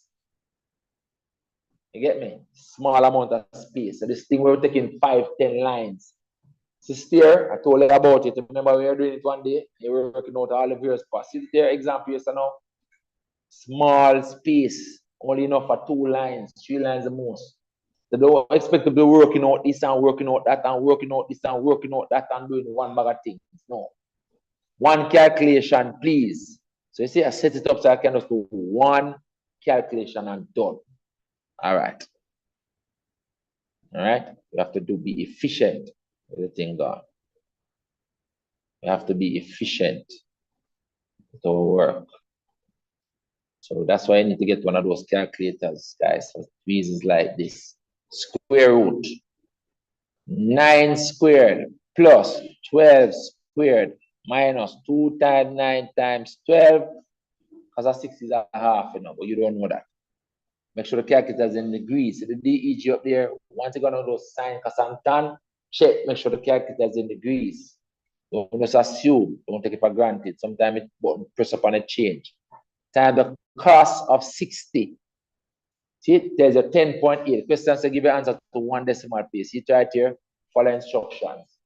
1 decimal place. That's 10.8. 10.8 kilometers. No, meters. Everything is in meters. 10.8 meters to 1 decimal place. As you find it, you put it on the diagram. As you find something, you put it on the diagram. I'll write this on the diagram right here now. As you work it out, you put it on the diagram. This side is 10.8. 10.8 meters. Put it on the diagram. That side is 10.8. Let's continue. What else I want us to do? Calculate angle QTS. Where is that? Right at T inside here, so QTS. Let's call that angle alpha so we can reference it. I'm going to say equal alpha, so the examiner know. I want to put the alpha on the diagram as well, right here. QTS. Then the sine rule I'm going to use now, I'm going to use these two as this known pair, angle and side opposite, with these two. Sine rule. Let me do it right here with the information right on the screen. We set it up. So since this one, we're going to start with sine of the angle first. So it's going to be sine of alpha over the side opposite, which is a 10.8, equals sine of the angle that you know over the side opposite to it, which is a 13. That's the sine rule. Set it up. Let me transfer it down now.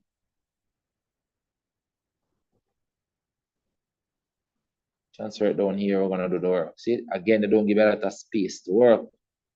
So you can't be doing too many steps. They don't allow for too many steps. So what we're gonna do, we're gonna multiply the 10.8. Let me change this to blue first. Change it to blue.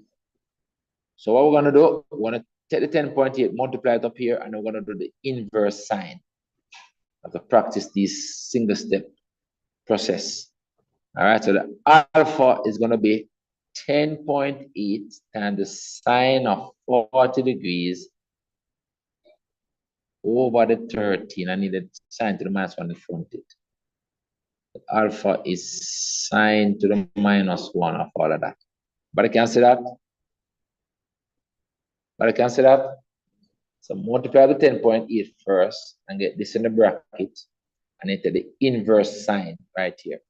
So the alpha is equal to that. You can put equal there. So see, guys, I don't give a lot of space. So you have to learn to do these questions efficiently in one step. The only way to learn it, practice it. Practice doing it in one step.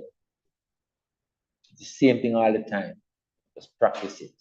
So you set it up. Sine to the minus 1, a fraction, 10.8 times the sine of 40 degrees. All of that is over 13. And it tells me 32.7. 32.27, question said 1 decimal place. See? So it's 32.3 degrees. 32.3 degrees. As you find it, put on the diagram. So I'm going to come up here and just write it. I don't know what else I might need it for. So this angle is 32.3 degrees. 32.3 degrees. As you find it, you put on the diagram. Next part says, calculate the area of triangle QRS. That's this triangle up here, the one, the area. No problem. I have two sides and an angle between.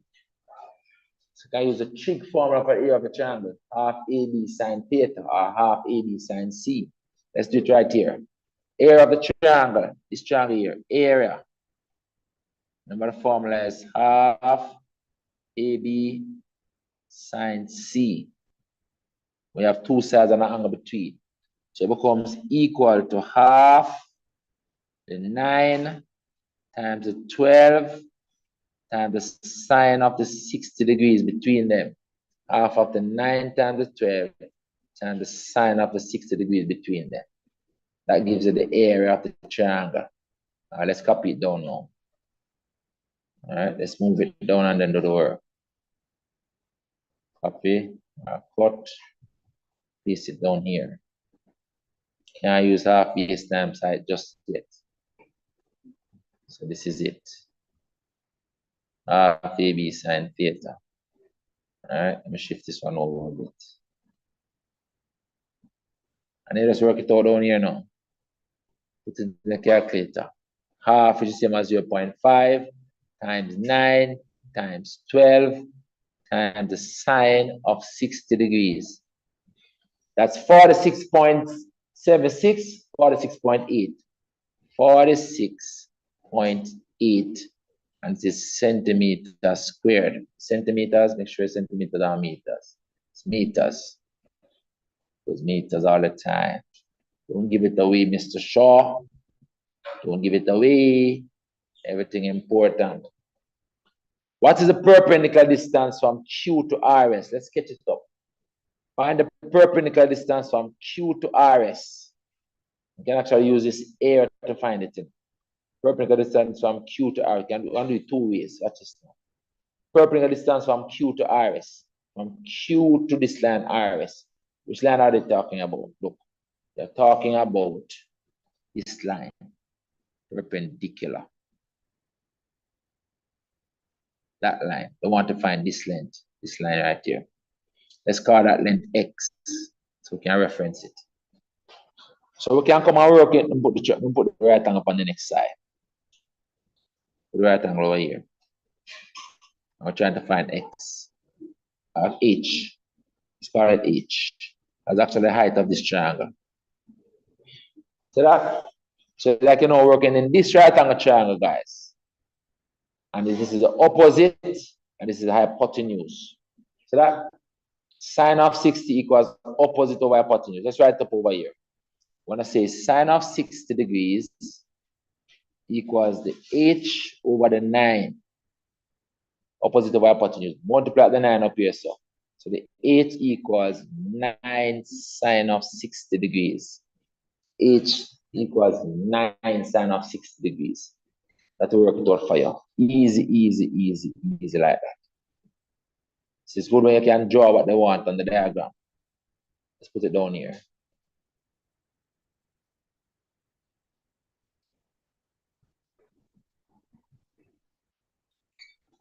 Change it to blue. And you're working this out now. You're working this out. So you can say, therefore, first I want to tell the examiner that this is H. So I'm going to say equals H on my diagram. Is that the one that I'm calling H? So I'm going to answer it as H down here. So I'm going to go. So the H equals 9 sine of 60. So 9 sine of 60. 9 times the sine of 60 degrees. It's 7 points. It's a one decimal place, 7.8. 7.8 meters. Let's do it another way. More maths equals better maths. Or, because we know the area of the triangle, we can use that too. We know the area. Area is this. So the area of this triangle will be half this base times this height we want. So that's half this times this height equals the area that we want. So we can set up like this. The area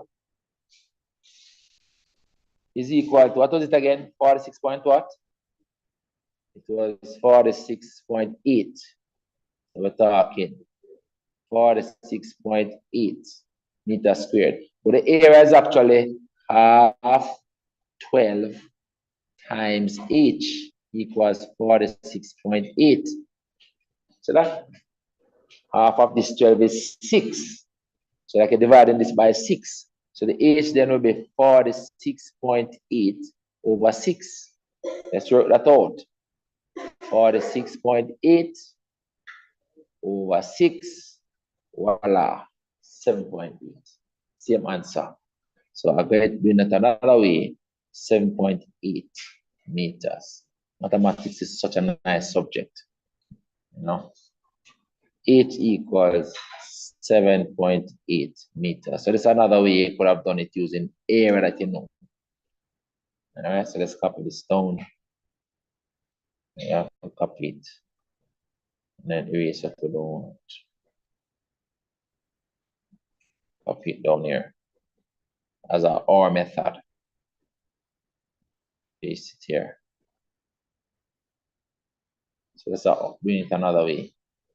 See there, 7.8 just the same.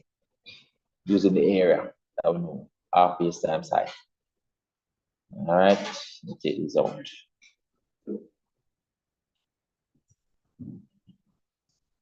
Nice and easy. Guys, you need to go work the question over. Then we come to this now. Circular measure, circle theory.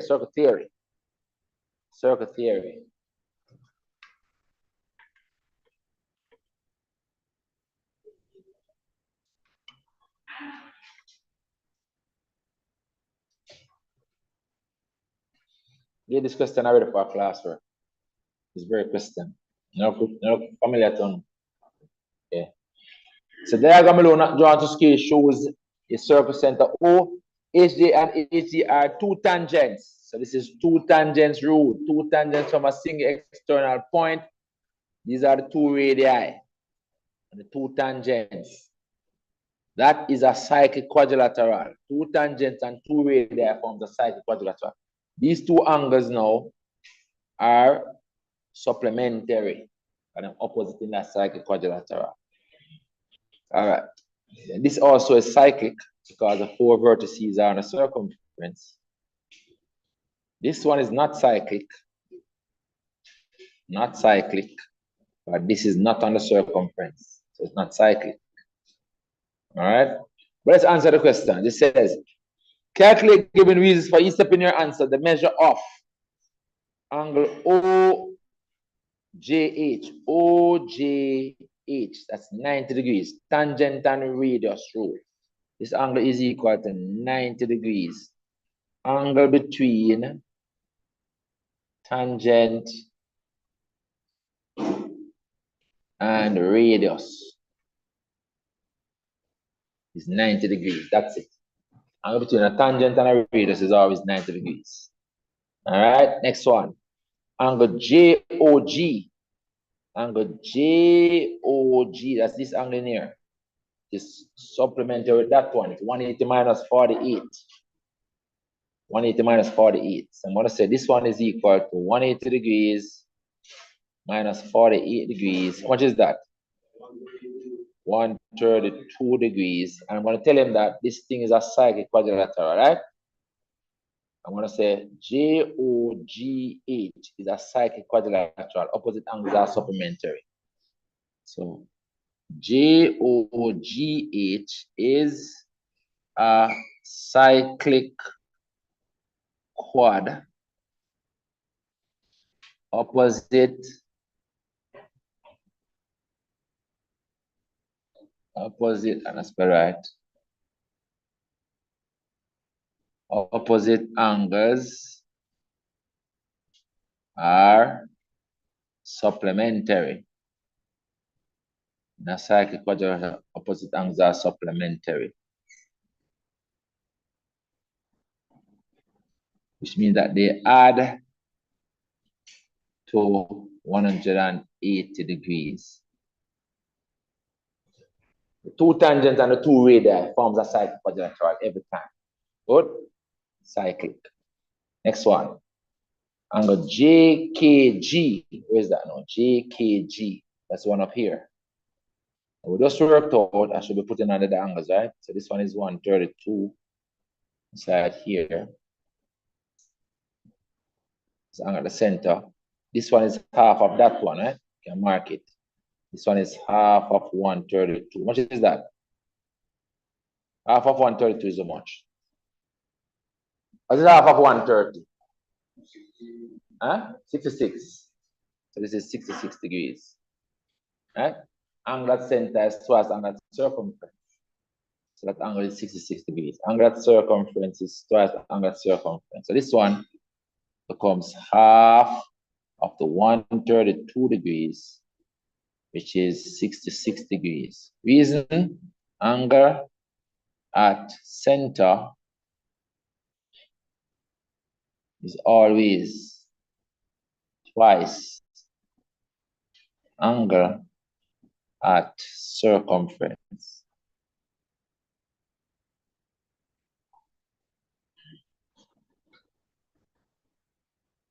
When they are subtended by the same chord or by the same arc. If you leave that, they give you the marks.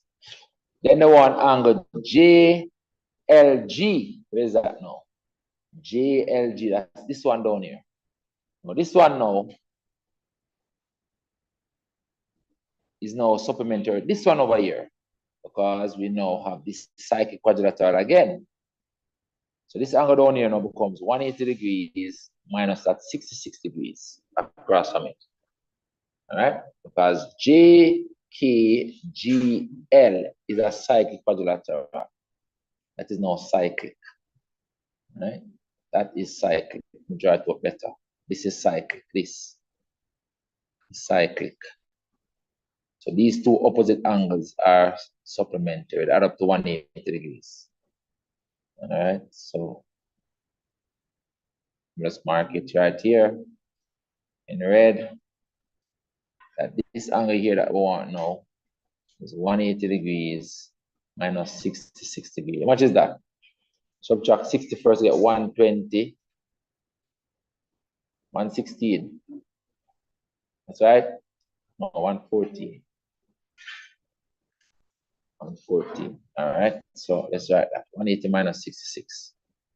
So this angle that I want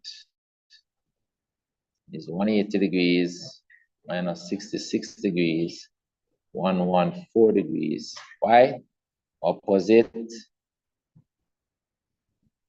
angles in the cyclic quad are again supplementary.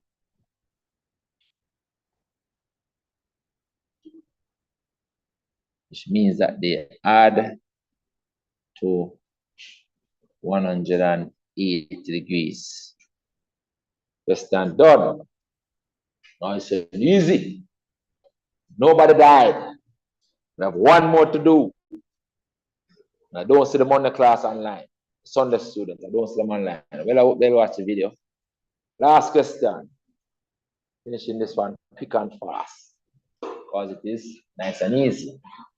But good. All right, let's do this. This question gives us this pure simultaneous equation and it wants us to write this as a matrix equation. Ax equals b, where ax and b are matrices. Easy. X followed by y in the first one, good. X followed by y in the second one, good. So it becomes a 2 by 2 matrix and a column matrix xy equals a column matrix with these values, -1, 6. Then the coefficients of the x and the y here goes and form a 2 by 2 matrix. So it's 2, 3, 2 on the first row, 5, 4 on the second row. That's the easiest thing never asked anybody to do in maths. Write simultaneous equation in a matrices, in a matrix form. Simultaneous linear equations in a matrix form. Easiest thing. Don't get this wrong.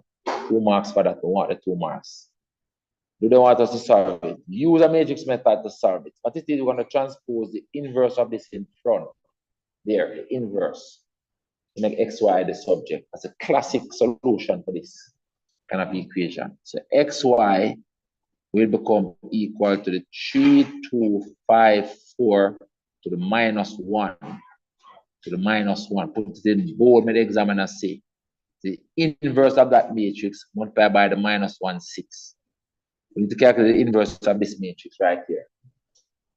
So it becomes equal to 1 over the determinant of the matrix, which is this product. First diagonal product is 12 minus the second diagonal product is 10. 5, 2 is 10. Multiplied by the adjoint. The adjoint of this matrix. Now you interchange these two. 4 here, 3 here. Leave these two where they are on the second diagonal, change the sign. So this 2 becomes a -2 in the same place that it is. And this 5 becomes a -5 in the same place that it is. And this is just the inverse that we have right now. So this right now is just the inverse. And multiply back by this matrix right here, which is -1, 6. And as always, usually do this calculation first. Leave the fraction out here for last. This is just now 1 over 2. I want to multiply these two matrices now. Right? And let's do it in purple. We're going to get 2 values. We're multiplying now these 2 matrices. Getting this matrix. Remember, I multiply the rows of the first matrix by the 1 column. So the first value here is in the first row with the 1 column. So multiply this first row with this 1 column. Same thing again. First element times first element. Second element times second element. First element times first element. Second element times second element. 4 times -1 and -2 times 6. 4 times -1 is -4. -2 times 6 is -12. Then this value down here now is in the second row, first column. So to get it, to multiply this second row with this first column. First element in the row by the first element in the column. Second element in the row by the second element in the column. So it's first element times first element. Second element times second element. First element times first element. Second element times second element. -5 times -1. 3 times 6. -5 times -1 is a +5. 3 times 6. 3 times 6 is 18. So then this then becomes equal to, of space, yes. This is actually half of, this is -16 This is how much? 20, 23. 23. So I get -8. Half of this is how much? Half of 23 is how much? 11.5. That's all? And I don't like these answers. I'm just double check them. So this is x and y now. I have to write explicitly values. Minimize, reduce the size of this a bit. You have to write the values explicitly.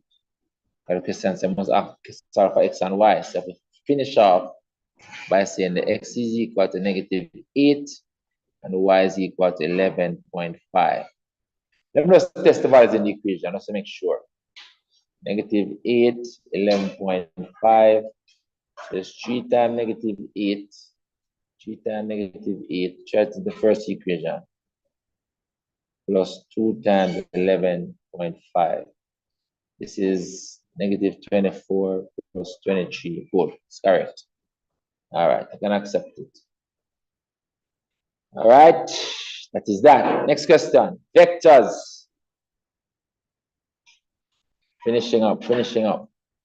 Next question said diagram below shows two position vectors OR and OS, where R is a point 62 and S is a point -43. So it means that we'll actually ask for OR right here. So OR will have the same coordinates as the point 62. We'll put in a column vector format. All right, so OR is simply going to be equal to 62 like that, because R is a point 62. So it has the same values in a column vector format. Now also asking for OS, 3 marks, you know. And then S is a point, what is S?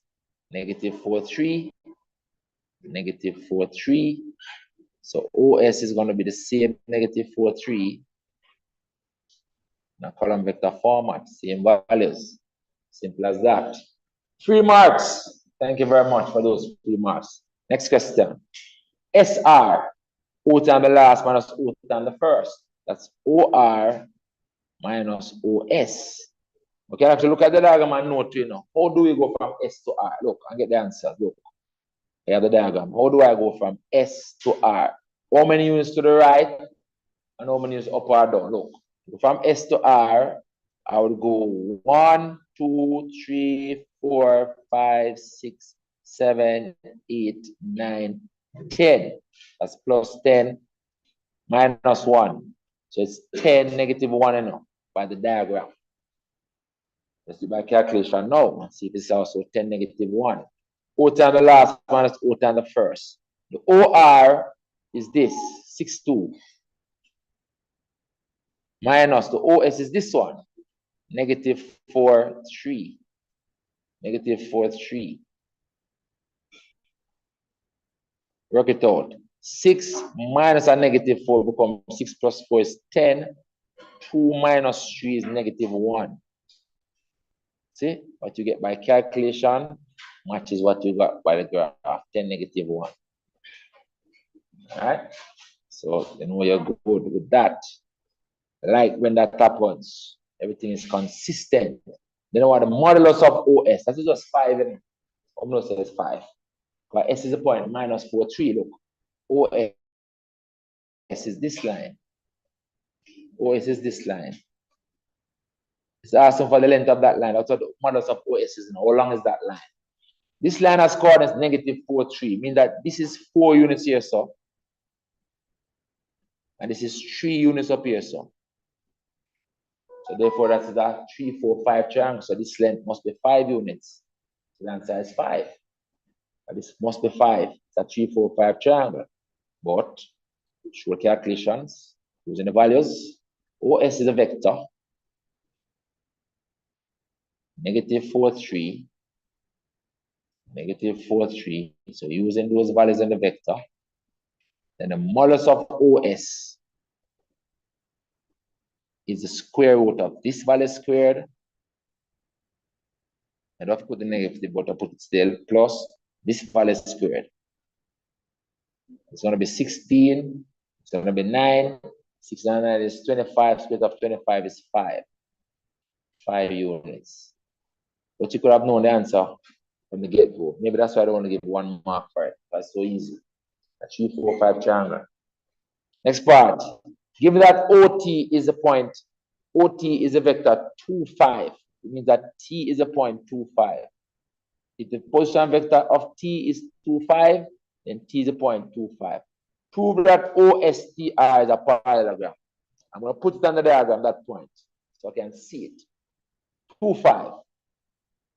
2, 5. So I'm putting it on the diagram. Let's put it on in blue. 2, 5 is right here. 1, 2, 3, 4, 5, right here. So 2, 5 is right here. So that's where T is, right there. That point. Not that. That's where the point T is. So that they're saying this is a parallelogram.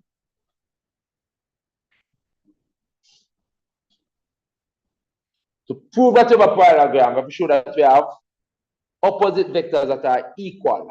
In other words, this vector equals this vector, and this vector equals that vector. That's what we have to show. To show that it's a parallelogram. So that's why we have to show. Let's write it down here so I never copy it down. So first, you have to show that this vector RT is equal to OS. To show, we have to show. To show that it's a parallelogram, we have to show that it has opposite equal vectors. We have to show that RT is equal to OS, the vectors. And we have to also show this one. ST is equal to OR. ST is equal to OR. So that's what we need to show. Let's copy it down. We need to show this. Show that it's a parallelogram, that's what we have to show. All right. So if we work them out and show that that is the case. All right. Paste. So this is what we need to show over here, guys. We need to show that that is true. We already know OS, I already know OR. So we need to calculate RT. All right. So we're going to calculate RT and show that it's equal to OS. So RT, zoom it up. RT is equal to OT minus OR, right? Which is equal to the OT is 2, 5. What was the OR again? The OR was the 6, 2, right? OR was 6, 2, right? 6, 2. 6, 2. 6, 2. This works out to 2 minus 6 is negative 4. 5 minus 2 is 3. See it? But this is OS, you know.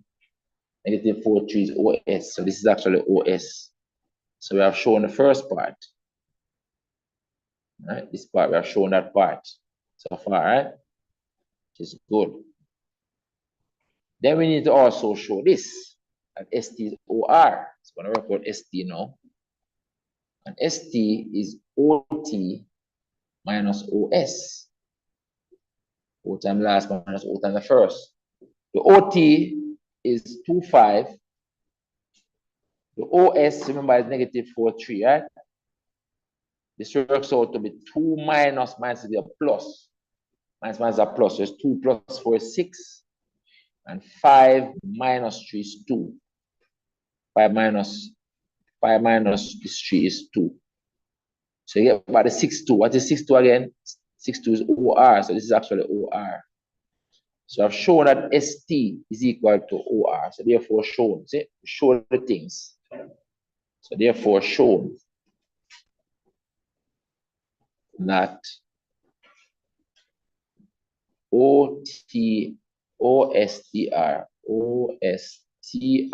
is indeed a parallelogram.